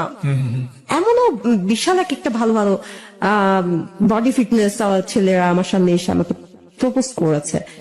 আমি হাইসে উড়া দিচ্ছি, কারণ আমার তো মানে ওরকম কোনো ইয়া নেই, ফিল নেই। আমার সামনে যদি মানে 3 রাত বৈশা থাকে, বৈশা থাকে মানে আপনার মধ্যে কোনো feelings আমার create হলো না? মনটাকে নরম করার চেষ্টা করে, পারবে না। আচ্ছা, আমার মায়ের মতো হবেই না। ওকে, তো কিন্তু ওনার যে চরিত্রটা জি, আমার মানে বেশি বিরক্ত লাগতো এই বিষয়টা। আমাকে প্রপোজ করে, এ তো আমার থেকে ভালো কত মেয়ে আছে, দেখলেই প্রপোজ করার অভ্যাস এদের। আমার মাথায় কিন্তু ওই যে একটা ব্যাড সাইড ঢুকে গেছে, ওইটাই আছে। আর এদের বিষয়টা নিয়ে ওরকমই তো মনে হচ্ছে যে এরা ভালোবাসতে জানে, 2 দিন পর ভালোবাসা ছুটে যাবে, যারা হয়ে গেছে। বাট ওনার ব্যাপারটা, উনি কিন্তু দেখতে কালো, আচ্ছা, বয়স হয়তো একটু বেশি, বাট আমার চোখে উনি মাইন্ড করবেন না, মানে আপনারা তো মানে প্রাপ্তবয়স্ক হয়তো জি, 25-26 বছরের যে প্রাপ্তবয়স্ক মানে ইয়াং একটা ছেলে, আমার চোখে তাদের থেকে বেশি ভালো উনি। বাহ, চমৎকার, সব দিকেই আমার হাজবেন্ড, মানে আমি খুব হ্যাপি। মাশাআল্লাহ। তো আমি অবাক হতাম এটা দেখে যে উনি, আমি এক জায়গায় বসে দেখা যাচ্ছে 2 দিন 3 দিন হয়ে যাচ্ছে, আরো লোকজন আসছে যাচ্ছে, বাট উনিও বসা আমিও বসা, সবাই আমার দিকে কাজ ফেলে হয়তো তাকায় ছিল অনেকক্ষণ, বাট আমি খেয়াল করছি। কিন্তু উনি ফোন করেও তাকাইতো না, কথা হচ্ছে ইজিলি কথা বলতেছি, কোনো ব্যাপার না। আর তখন তো আমি দেখতে সেরকম ছিলাম, বাট এখন আমার মানে মাথা টাথা ফাইটে গেছে, অনেক কিছু হয়েছে আমার লাইফে, সেগুলো থেকে আমি সব দিকে ভেঙে গেছি। আর যার গায়ে এভাবে করে অত্যাচার করা হয়, গরম ডাউল ঢেলে দেওয়া হয়, উত্তানো ডাউলটা আমার মাথার উপর ঢেলে দিছে। আচ্ছা, পুষ্প, আবার আমরা আপনার কাছে আসবো, আমরা একটু দর্শকদের কাছে যাব, তারপর আবার আপনার কাছে আসবো আপনার গল্পে। বন্ধু যারা শুনছেন, জাগো এফএম 94.4 চলছে প্রণব লাভ স্টোরি। আজকের গল্পটা কিন্তু পুষ্প, এবং পুষ্প এসেছে আমাদের এই ঢাকা শহরের একটি জায়গা থেকে, এবং সে কিন্তু একজন হাউস ওয়াইফ। তো সে তার জীবনের প্রথম বিয়ের কথা বলেছে, প্রথম প্রেমের কথা বলেছে, এখন তার জীবনের পরবর্তী আরেকটা জীবন, এবং সেই জায়গাটায় কিভাবে প্রেম ভালোবাসা এলো সেই গল্পটা শুরু করেছে। তারা একটু আপনাকে জানিয়ে রাখি, হালকা কিংবা ভারী যে কোনো খাবারের সাথে নিজেকে সবসময় 100% কুল রাখতে সাথে রাখবেন প্রাণাপ, আর লাইফের প্রত্যেকটা মুহূর্তকে উচ্ছ্বাসে ভরপুর করে তোলার জন্য প্রাণাপ 2 লিটারের সাথে এখন প্রাণ লাগছে 170 মিলি, একদম ফ্রি। প্রাণাপ, প্রাণ খুলে মনের কথা বলো। মনের কথা বলার জন্য যেমন পুষ্প আজকে এখানে এসেছে, জানি না আপনাদের কেমন লাগছে, বাট আমার কাছে মনে হচ্ছে যে জীবনের অনেক চরম সত্য কথাগুলো তিনি স্বীকার করে যাচ্ছেন, অনেক স্পষ্ট ভাবে বলছেন। হয়তো আপনার ভালো লাগছে, নয়তো নয়, কিন্তু আমাদের মনে হচ্ছে যে আমরা কিন্তু এই ধরনের স্টোরিগুলো আপনাদের কাছ থেকে চাই। যদি আপনাদের মধ্যে কোনো পুরুষ বা কোনো নারী, কোনো পেশাজীবী মানুষ কিংবা গৃহিণী অথবা কোনো স্টুডেন্ট যিনি দীর্ঘদিন ধরে বুকের ভিতরে এই ধরনের চাপা কষ্টগুলো রেখে দিয়েছেন, যেখানে ভালোবাসার সম্পর্কটা রয়েছে, অর্থাৎ প্রাণাপ লাভ স্টোরির অনুষ্ঠানটা যেখানে ভালোবাসার গল্পগুলো আমরা তুলে ধরি, যদি আপনাদের মধ্যে কেউ এই ফেসবুক লাইভটা আজকে দেখেন বা কালকে দেখেন, দেখার পরে যদি মনে হয় যে আমার জীবনের গল্পটা তাহলে আমি কেন বলছি না, যেমন পুষ্প আজকে শুরুতেই বলেছে যে ওর জীবনে যে ভুলগুলো ও করেছে সেগুলো স্বীকার করতে চায়, এবং আজকে ও গল্পের আকারে অনেকগুলো জিনিস সে স্বীকার করে ফেলেছে। সো এই ভুলগুলো যদি আজকের কোনো একটা মেয়ে, সে হয়তো ক্লাস হয়, সেই ইচ্ছেটা যদি থাকে, তাহলে এখনই মোবাইলের ম্যাচ অপশনে চলে যান, গিয়ে টাইপ করে ফেলুন RLS স্পেস দিয়ে নিজের নাম লিখুন, নিজের লোকেশন লিখুন, এবং আপনার প্রফেশনটা লাগবে, আপনি কি করেন। এবার নিজের মোবাইল থেকে সেই কথাগুলো লিখে পাঠিয়ে দিন 26969 নাম্বারে, অর্থাৎ 26969 নাম্বারে। শুধুমাত্র তারাই রেজিস্ট্রেশন করবেন যারা এখানে আসতে চান। অনেকে দেখলাম যে RLS এ লিখেছেন, ভাই আজকে গল্পটা ভালো লাগছে, আমি মানে অনেকে লিখেছেন আমি আসতে চাই। এই কথাগুলো বলার দরকার নাই। আপনার শুরুতে RLS, নিজের নাম, নিজের লোকেশন আর প্রফেশন টাইপ করে পাঠিয়ে দিবেন 26969 নাম্বারে। ফেসবুকের থ্রুতে যারা দেখছেন, তাদের মধ্যে যারা আছেন তারা কিন্তু স্ক্রলে দেখতে পাচ্ছেন, নিয়মটা বারবার লেখা হচ্ছে সেখানে। এরপরে যদি বুঝতে না পারেন, আপনারা যারা আমার ভেরিফাইড পেজটা জানেন না, তাদের জন্য বলছি, আর যে স্পেস করার যোগ্য হয় অবশ্যই আপনাকে নিয়ে আসবো। এই গল্পগুলো কাউকে হেয় করার জন্য নয়, এই গল্পগুলো আমরা প্রচার করি আমাদের মতো যারা হয়তোবা সেম ভুলটা করে এসেছে। যেইখানে পুষ্পর প্রথম দিকে, পুষ্প যখন এই ভুলটা করলো, তার ফ্যামিলি যদি তাকে আরেকটু সময় দিত, তার সাথে কথা বলতে, হয়তো পুষ্পকে তার জীবনের এত কঠিন সময়গুলো পার করতে হতো না, সম্ভবত তার জীবনটা অন্যরকম হতে পারত। তো আমি আজকের এই গল্পটা শুরু থেকে শেষ পর্যন্ত যারা শুনছেন, তাদেরকে বলবো যে গল্পটা একটু মনোযোগ দিয়ে শোনেন। ফেসবুকে তো আমি দেখেছি, আর্যোদয় দেখতে পারে যে এরকম একটা শো হয় বাংলাদেশে কোনো একটা রেডিওতে। আমরা কিন্তু সেই মানুষটার থেকেও বরং এটাকে আড়াল করে রাখা, যে এই ধরনের বিষয়গুলো হতে পারে, তাকে যদি না জানতে দেওয়া হয়, তাহলে হয়তো বা তার কিউরিয়াসিটি থেকে এর চেয়েও ভয়ঙ্কর কাজ করে আসবে, হয়তো কোনোদিন সাহস পাবেন আপনাকে বলবার। সো তার সাথে, আপনার সন্তানের সাথে, আপনার ছোট ভাই বোনের সাথে বিষয়গুলো শেয়ার করেন। এটা এমন কোনো বিষয় নয় যেখানে আমরা এটা মানুষের সামনে তুলে ধরা যাবে না। যদি সেটা হতো তাহলে নিশ্চয়ই জাগো এফএম 94.4 এই অনুষ্ঠানটা প্রচার হতো না। সো যারা তোমরা দেখছো আমার লাইফটা, তোমাদের কাছে ধন্যবাদ যে আমি কিছুক্ষণ আগে বলার পরে একটা বাজে কমেন্ট তো তোমরা আর করছো না, এটার জন্য আমি কৃতজ্ঞ আমার লিসনারদের কাছে। বাকিদের উদ্দেশ্যে বলবো যে আপনারা যারা লাইভটা দেখছেন, প্লিজ, আমাদের হাতে সময় আছে আর 25 মিনিট। এই 25 মিনিটে প্রত্যেকে একটা ছোট্ট দায়িত্ব কাঁধে নেন, সেটা হচ্ছে আপনি ভিডিওটা দেখার আগে 10টা গ্রুপে শেয়ার করেন। 10টা করে গ্রুপে প্রত্যেকে যদি শেয়ার করেন, এই ভিডিওটা প্রচুর শেয়ার হয়ে যাবে। যে পেজ থেকে দেখছেন সেখান থেকেই আপনি 10টা টাইমলাইনে শেয়ার করেন, 10 জন ফ্রেন্ডকে সাথে শেয়ার করেন, 10টা গ্রুপে শেয়ার করেন। এই শেয়ারটা দরকার, ভীষণ দরকার। আমরা হয়তো কিছু রাত জাগা মানুষ এখন অনুষ্ঠানটা দেখছি, বাকি মানুষগুলো কালকে দেখবে, নয়তো পরশু দেখবে, কিন্তু ভিডিওটা যদি শেয়ার না হয় দেখবে কি করে? তাই তোমাকে বলছি, তোমার জানাশোনা বিভিন্ন গ্রুপে, বিভিন্ন পেজে ভিডিওটা শেয়ার করে ফেলো। হয়তো পুষ্পর মতো এই ঘটনা তোমার আমার কারো না কারো ঘটবে, কেউ না কেউ ঘটাচ্ছে, হয়তো আমার ছোট ভাই, নয়তো তোমার ছোট বোন, কিন্তু আমরা চাই না তাদের জীবনটাও পুষ্পর মতো নষ্ট হয়ে যায়। আমরা যাই পুষ্পর কাছে, শুনি তারপর কি হলো। তো তারপর মানে তাকে আমি মানে এটা ফলো করতাম, যে লোকটা তো একদমই অন্যরকম একটা চরিত্রের লোক, খুবই চরিত্রবান। তার সামনে আমি কেন, যে কোনো মেয়ে বসে থাকলে দেখা যাচ্ছে যে কোনো পরি এসে বসে থাকলেও সে একটা বাজে নজরে তাকাচ্ছে না, তাকাবে না।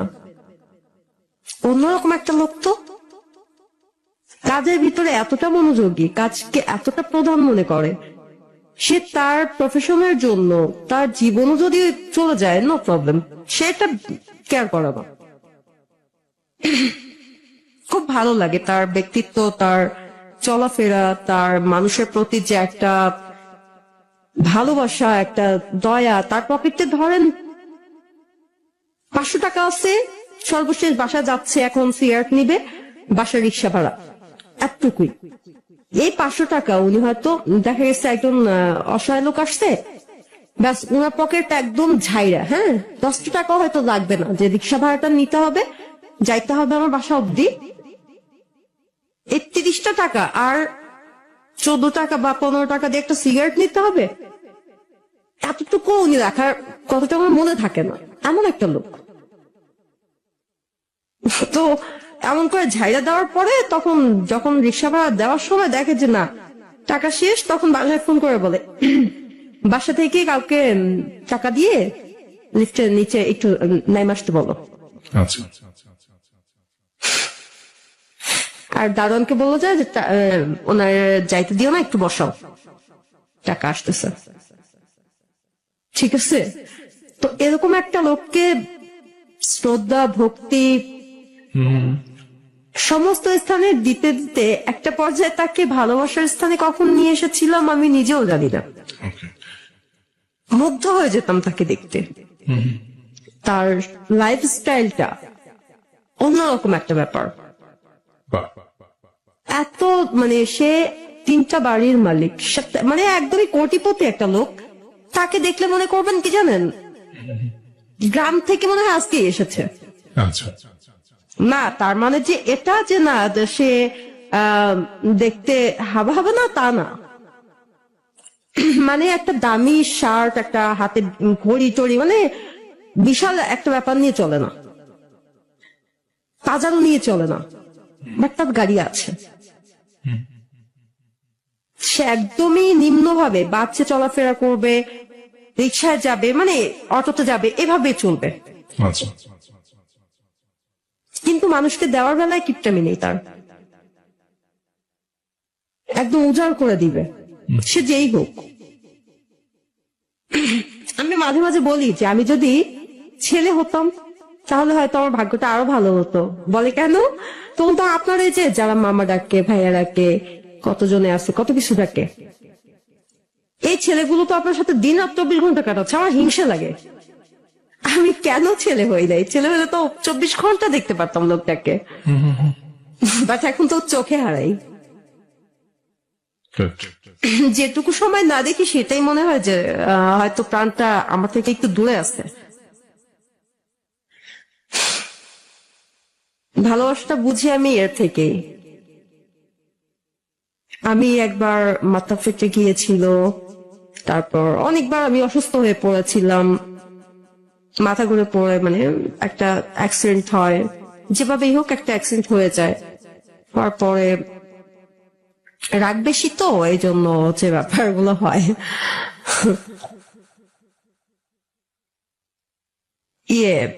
উনি ওনার কাজকর্ম, যে মানুষটা কাজ দেখে একটা সেকেন্ডের জন্য, ওনার কিন্তু আরেকটা ওয়াইফ আছে, ওনার একটা সন্তানও আছে, মানে উনি আরেকজন ওয়াইফ আছেন। মানে এটা কি আপনি জানতেন? জানতাম। আসলে আমার তো দুনিয়াতে একরকম সে ছাড়া কেউ নেই বললেই চলে। আচ্ছা, এই জায়গাটায় তাহলে বিয়েটা আমাকে যখন না হয়- পুষ্প, এবার তাহলে আমাকে কিছু প্রশ্ন করতে হবে। মানে এটা আপনি কি তাকে তার সাথে আপনার পরিচয়টা কাজ করতে গিয়ে? পরিচয়টা তো কাজ করতে গিয়ে আচ্ছা। ভালো লাগে, সেটা কিন্তু আমি ভিতরেই রেখেছেন বলিনিটা। আচ্ছা, এটা বলেছেন কতদিন পরে?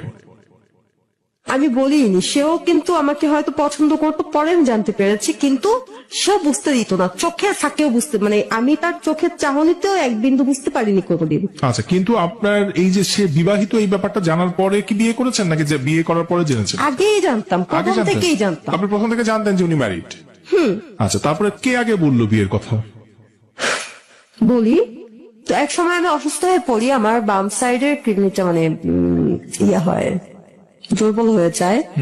পরীক্ষা করতে উনি নিয়ে দৌড়ায়, তো ডাক্তার ওনার সামনে, উনি আর আমি তো আর কেউ নেই যে উনি তাকে ভিতরে রেখে আমাকে মানে ধরতে বলতে, সে বাইরে দাঁড়াবে, তা তো না।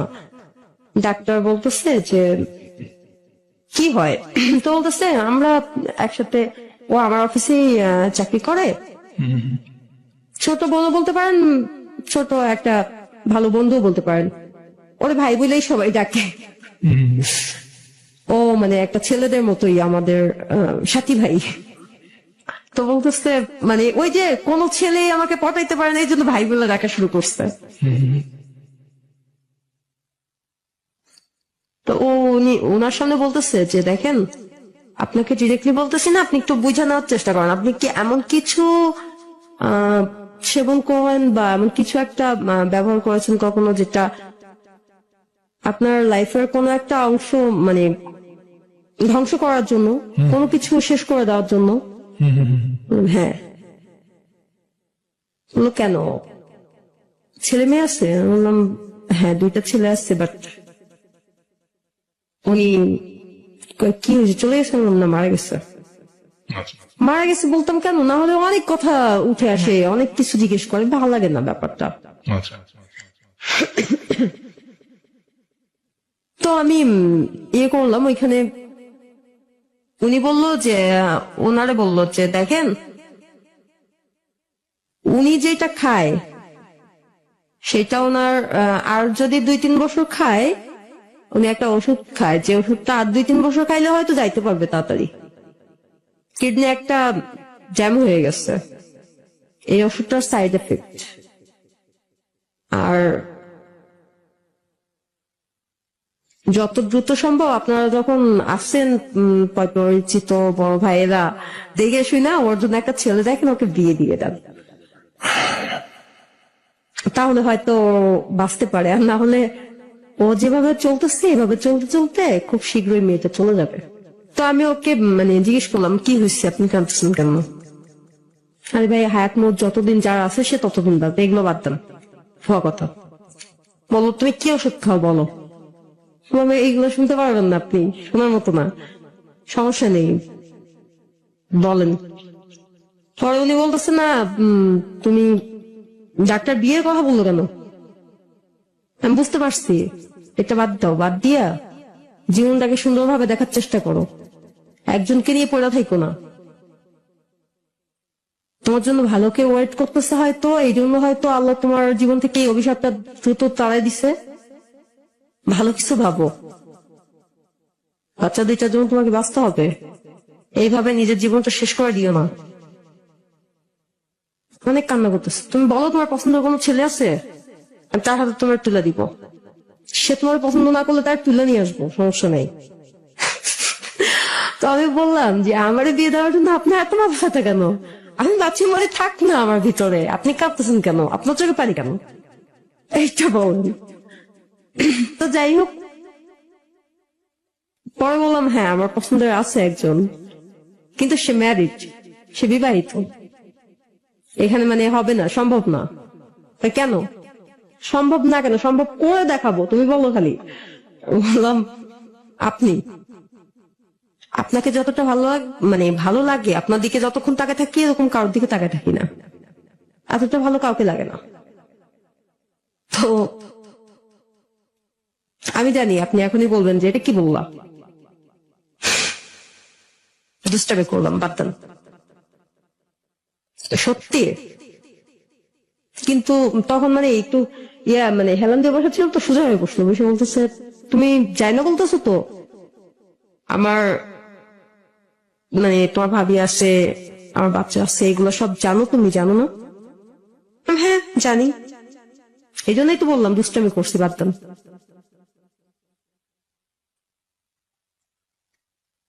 দেখো হয়তো তোমাকে আমার ভালো লাগে, মনে মনে ভালো লাগতো, আমি কখনো প্রকাশ করি নাই, এই জন্য যে তুমি ভাবতে পারো আমি তোমার সুযোগের মানে সুযোগটা নিলাম, সেটা যেন না হয়, ভুল না বুঝো, তাই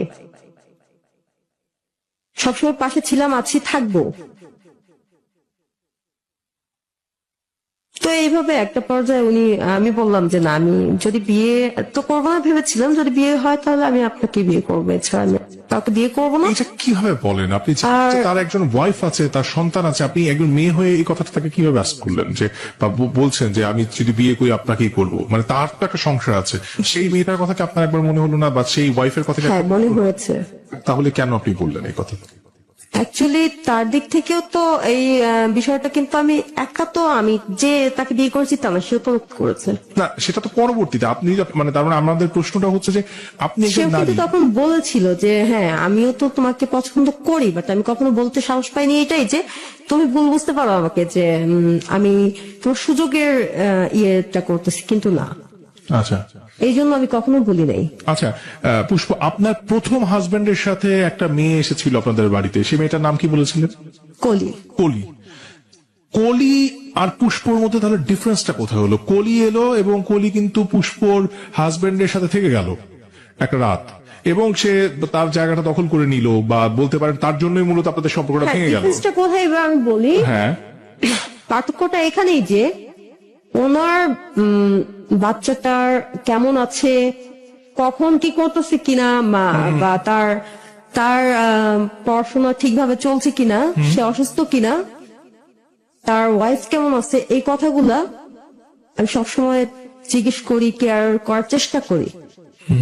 এমনকি আমি এভাবে বলেছি যে আপনি যদি পরিচিত কেউ একজন পরিচয় করা দেন, যে আমি তার হাতে বাসার বাজারগুলো, আপনি যে টাইমটা নষ্ট করবেন বাজারের ক্ষেত্রে, বাসা থেকে যে লিস্টটা দিবে ওই লিস্টটা আপনি আমাকে দিয়ে দিবেন, আমি বাজার টাজার করলাম, আমার সময়টা কাটলো, অন্য কারোর হাতে দিয়ে দিলাম, সে নিয়ে গেল। বাট সে আমাকে, মানে আমি অসুস্থ দেখে হয়তো আমাকে দিয়ে বাইরে তেমন একটা পাঠায় না। কিন্তু তাদের জন্য আমি কিন্তু নিজের চোখে নিজে একটা অপরাধী তার কাছে, যে জন্য আমার সত্যিই খুব লজ্জা লাগে যে এটা আমি আসলে তার কাছে তো অপরাধী। ওই মহিলাটা তো কোনো অন্যায় করেনি, কিন্তু সত্য বলতে এই লোকটা ছাড়া না পৃথিবীতে আমি, মানে পুরুষ ছেলেরা মানে তারা পুরুষত্ব আছে বলেই পুরুষ, হ্যাঁ, মেয়েরা নারীত্ব আছে বলেই নারী, কিন্তু মানুষ আমি দেখি না। আমি লোকটার ভিতরে মনুষ্যত্ব দেখেছি। আচ্ছা। আমি একটা মানুষকে ভালোবেসেছি। তো মানে আপনার কি তাকে ভালো যখন বাসলেন, তখন কি আসলে আপনার মাথার মধ্যে কি ছিল যে আপনাকে আঁকড়ে ধরে বাঁচতে হবে তাকে, এরকম কিছু যে তাকে আমার প্রয়োজন? বিকজ আমার কথা হচ্ছে যে সে তার ওইখানে ঠিক রেখে, তার ফ্যামিলি ঠিক রেখে, আমি আজ অব্দি সে যখন বলেছে, মানে আমি এখন তার জন্য পাগল হয়ে আছে, তাকে একটা পলক দেখতে চাই, সে জাস্ট যদি তার সন্তানের কথা বলে না, যে ফোন দিছে এখন বাসায় যেতেই হবে, বলছে আমি কি আসবো, এসে দেখা করে যাবো, আমি বললাম না, আমার কিন্তু বুক ফেটে যাচ্ছে, তারপর আমি কখনো বলি না, আমি বলি না বাসায় চলে যাবো, কালকে ঠিক আসবেন তো, আমি হয়তো এতটুকু বায়না ধরি, একটু আমি এবার কালকে ওই জায়গাটায় যাই, এইভাবে বলি। পুষ্প আমি একটু ওখানে যাই, যে তারপরে বিয়ের কথা হলো, আমি তাদের থেকে কখনো কেড়ে নিতে চাই না। আচ্ছা, এটা তো আপনি বলছেন, কিন্তু আপনি যদি একবার ওই জায়গাটায় বসেন, এটা কি আসলে হয়? সম্ভব না। আমি তো নিজেই বলি যে আমি তার কাছে অপরাধী। তো ওই জায়গাটায় আমরা একটু ফিরে যাই, ওই সময়টা 5 বছর আগে। তো তারপরে আপনি ও তো সেটা করেনি, ও তো আমার সাথে বিট্রে করছে, মিথ্যে বলছে।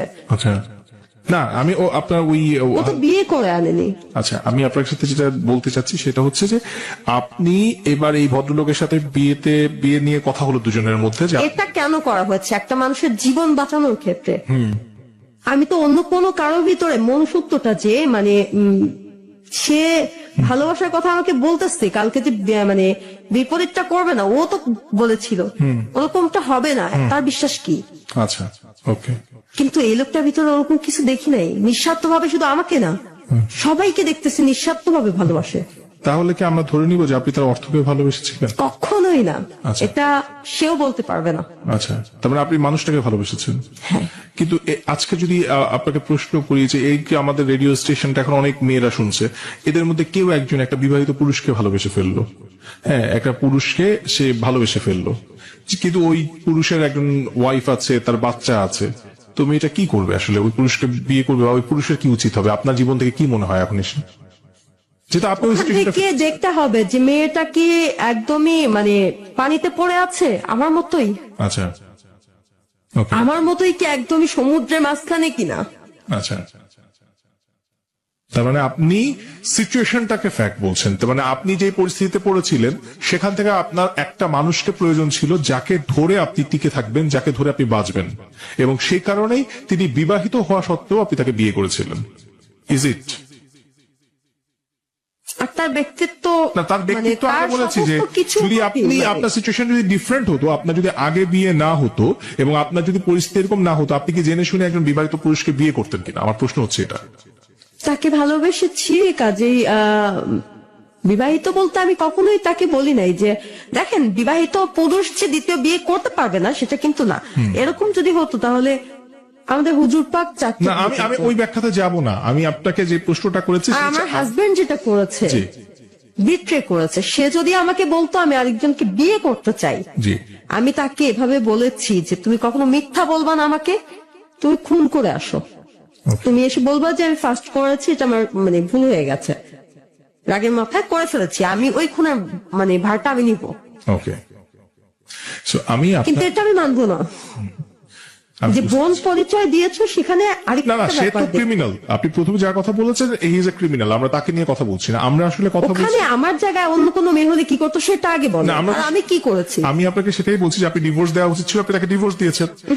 কি আপনি তো ডিভোর্স ওইখানে দিয়েছেন? সিনক্রেট করতো ফার্স্ট, না, সেটা তো যার যার ব্যক্তিত্বের ব্যাপার, বাট আমাদের প্রশ্ন হচ্ছে আমি যেহেতু কিন্তু সেটা করিনি। আপনি পরবর্তীতে আমি পুরো ঘটনা শোনার পরে শেষে গিয়ে আমি যেখানে থমকে দাঁড়িয়েছি সেটা হচ্ছে যে আপনি একজন বিবাহিত পুরুষকে বিয়ে করেছেন, তার ওয়াইফ আছে, তার সন্তান আছে।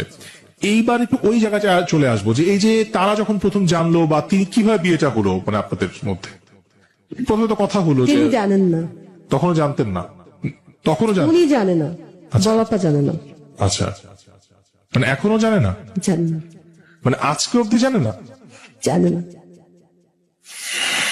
কতদিন হয়েছে বিয়ে হয়েছে?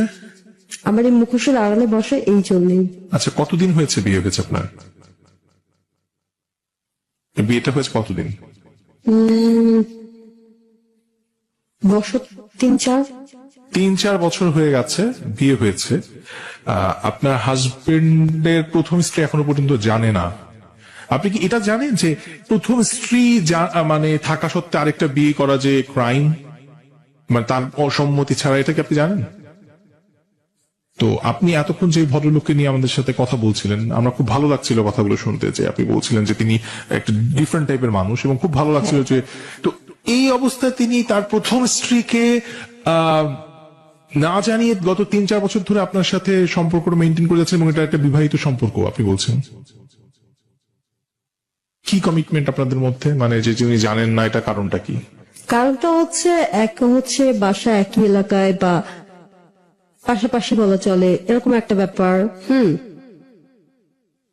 আর দেখা যায় যে সপ্তাহের মধ্যে একদিন বা 10 দিনে মানে যদি কাজের চাপ পড়ে যায় তাহলে দেখা যায় 10 দিন 15 দিন হয়তো আমি তাকে একদিন দেখতে পাই কিনা বা তার সাথে 2 মিনিট বসে কথা বলতে পারি কিনা সন্দেহ। ওকে, আমি জোর করে তার থেকে টাইম নেই না। হ্যাঁ, আমার খুব মনে হয় যে না, কিন্তু তখন আমি চিন্তা করি না, আমি জোর করতে পারি না, সে তো আমার একার না, সে ফার্স্ট অন্য কারো, তারপরে যদি কিছুটা সময় পারে বের করতে সেটা আমার জন্য। আমি কেড়ে নিয়ে আসিনি, ওকে। আমি জোর করে কেড়ে নিয়েই নি। কিভাবে মেনটেন করছেন উনি, মানে বিষয়টা মানে আর আমি বলেছিলাম যে এটা না করার জন্য, বাট উনি আমাকে বারবার মানে ওনার কথা হচ্ছে আমাকে বিয়ে করতেই হবে, সেটা অন্য কাউকে হলেও আচ্ছা ওনাকেই করবো, সেটা উনি বলে নাই। ওনার কথা হচ্ছে তুমি আর আমার নাম বাদ দিয়ে অন্য কারো নাম বলো। বললাম না, আমি দুষ্টামি করলাম, আপনার নাম বলছি, বাট আমি কাউকে পছন্দ করি না। তো আপনি একেবারে যেহেতু সময়ের শেষে চলে আসছি, আমরা আপনার কাছে আর কিছু পয়েন্ট জানতে চাবো। আপনার যে সন্তান দুজন আছে তার সাথে এই ভদ্রলোকের সম্পর্ক কি, বা আপনার ফ্যামিলি কি, এটা মানে কাউকে না বললে কেউ বুঝবে না। আচ্ছা, আপনার ফ্যামিলি কি জানে পুরো ব্যাপারটা? আপনার মা, ভাই? হ্যাঁ, সবাই ব্যাপারটা জানে। আচ্ছা, জানলেও মানে তারা তাদের মতোই থাকে। আচ্ছা। তারা ব্যাপারটা কিভাবে নিচ্ছে যে আপনি পরের বিয়েটা করলেন এটাকে? তারা ওই প্রথম থেকে আমার মানে কোনো বিষয় নিয়ে আর তারা মাথা ঘামাবে না। একরকম আমি মৃত্যুর সাথে থাকলেও দেখতে আসে না। আচ্ছা, আর আপনার সন্তান দুটো তারা কি আপনার কাছে? আপনার দুটো সন্তান? হ্যাঁ, বড় ছেলেকে মাদ্রাসায় দিচ্ছে, ভর্তি করছে। তারপর মানে প্রতি সপ্তাহে নিয়ে আসি বাসায় বেড়াতে। ওকে। মাদ্রাসার কাছেই, মানে 5 মিনিট লাগে হচ্ছে রিক্সাতে, হেঁটে গেলে হয়তো 10 থেকে 15 মিনিট লাগে। আচ্ছা, মানে আপনার দুটো সন্তান আপনার কাছে আছে, এবং এদের যত যা কিছু লালন পালন এই টোটালটা আপনার বর্তমান যিনি হাজবেন্ড মানে কি বলবো, আমার হাতে কখন টাকা আছে কখন নেই এটা লোকটা কিভাবে বুঝে জানি না। আচ্ছা, হাতে টাকা শেষ হওয়ার আগেই সে তার ভাবে দিয়ে যায়, বাট আমি কখনোই, সে বলতে পারবে না। সে কিন্তু মানে শুনতেছে অলরেডি, সে কখনো বলতে পারবে না যে আমি লোভী বা আমি তার থেকে একটা সুতো চেয়েছি। বাহ। সে বলতে পারবে না।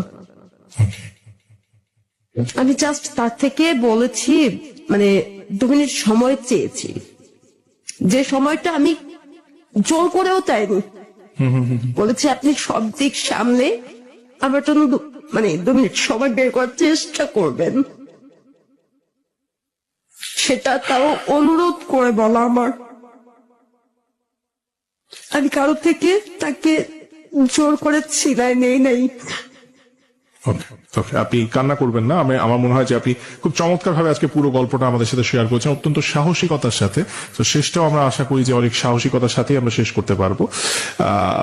সো আপনার জীবনের পুরো গল্পটাই তো আজকে আমাদের সাথে আপনি শেয়ার করলেন, এবং জীবন যে কত রকমের প্রবাহ, কত রকমের বাঁক সেটা আমরা শুনলাম। এবং প্রথম জীবনে আপনি অনিচ্ছাকৃত ভাবে আপনার একটি বিয়ে হয়, রীতিমতো ফোর্স করেই, আর একটা সিনেমাটিক ওয়েতে আপনার বিয়ে হয়ে যায়। পরবর্তীতে দুটো জায়গাতেই আসলে আমার কাছে মনে হয়েছে যে একটা হচ্ছে যে আপনার বাবা মৃত্যু সজ্জায়, তিনি হসপিটালে, ঠিক সেই দিনই আপনি ফিজিক্যাল রিলেশনে জড়িয়ে পড়ছেন একটি ছেলের সাথে। এরপরে আপনি ফ্যামিলি থেকে চলে গেলেন। অ্যাকচুয়ালি আমি সব হারিয়ে তাকে পেয়েছি, তো এই জন্য এত বড় একটা অপরাধ। আমি নিজেও জানি যে আমি ওই লোকটার কাছে, লোকটা না জানুক, ওই মহিলা না জানুক যে আমি তার কাছে একজন কেউ অপরাধী আছে, বাট আমি তো জানি। আচ্ছা, এটা নিয়ে আমি সবসময় নিজের ভিতর একটা অপরাধবোধ কাজ করে। কিন্তু ওকে, বাবা দুনিয়া থেকে চলে গেছে, ঠিক আছে, ও আমার সাথে প্রতারণা করেছে, এটাও ঠিক আছে। মা ভাই থাকতেও নেই। আসলে আমি বড় এতিম, বড় অসহায়, তাকে ছাড়া বাচ্চার মতো কোনো অবলম্বন নেই এখন। Thank you so much. এবং খুব ভালো লাগছিল আপনার কাছ থেকে অনেকগুলো বিষয় আজকে জানলাম। জীবনটা আসলে অনেক মানে আমরা যতটা সহজ ভাবে জীবন আসলেই ততটা সহজ নয়। জীবনটা অনেক কঠিন এবং চলার পথটা সত্যিই কঠিন। পুষ্প, এখানে আসার জন্য আপনাকে ধন্যবাদ, এবং আমাদের সাথে এত সুন্দরভাবে গল্পটা শেয়ার করার জন্য অনেক ধন্যবাদ আপনাকে। আমরা আশা করব যে আপনি জীবনের বাকিটা পথ যতটা স্ট্রাগল করে এসেছেন এর আগে, অতটা স্ট্রাগল আপনাকে করতে হবে না, এবং ন্যায়ের সাথে এবং ভালোভাবে আপনি বাকি জীবনটা অতিবাহিত করবেন। আপনার সন্তান যে দুজন আছেন তারা তো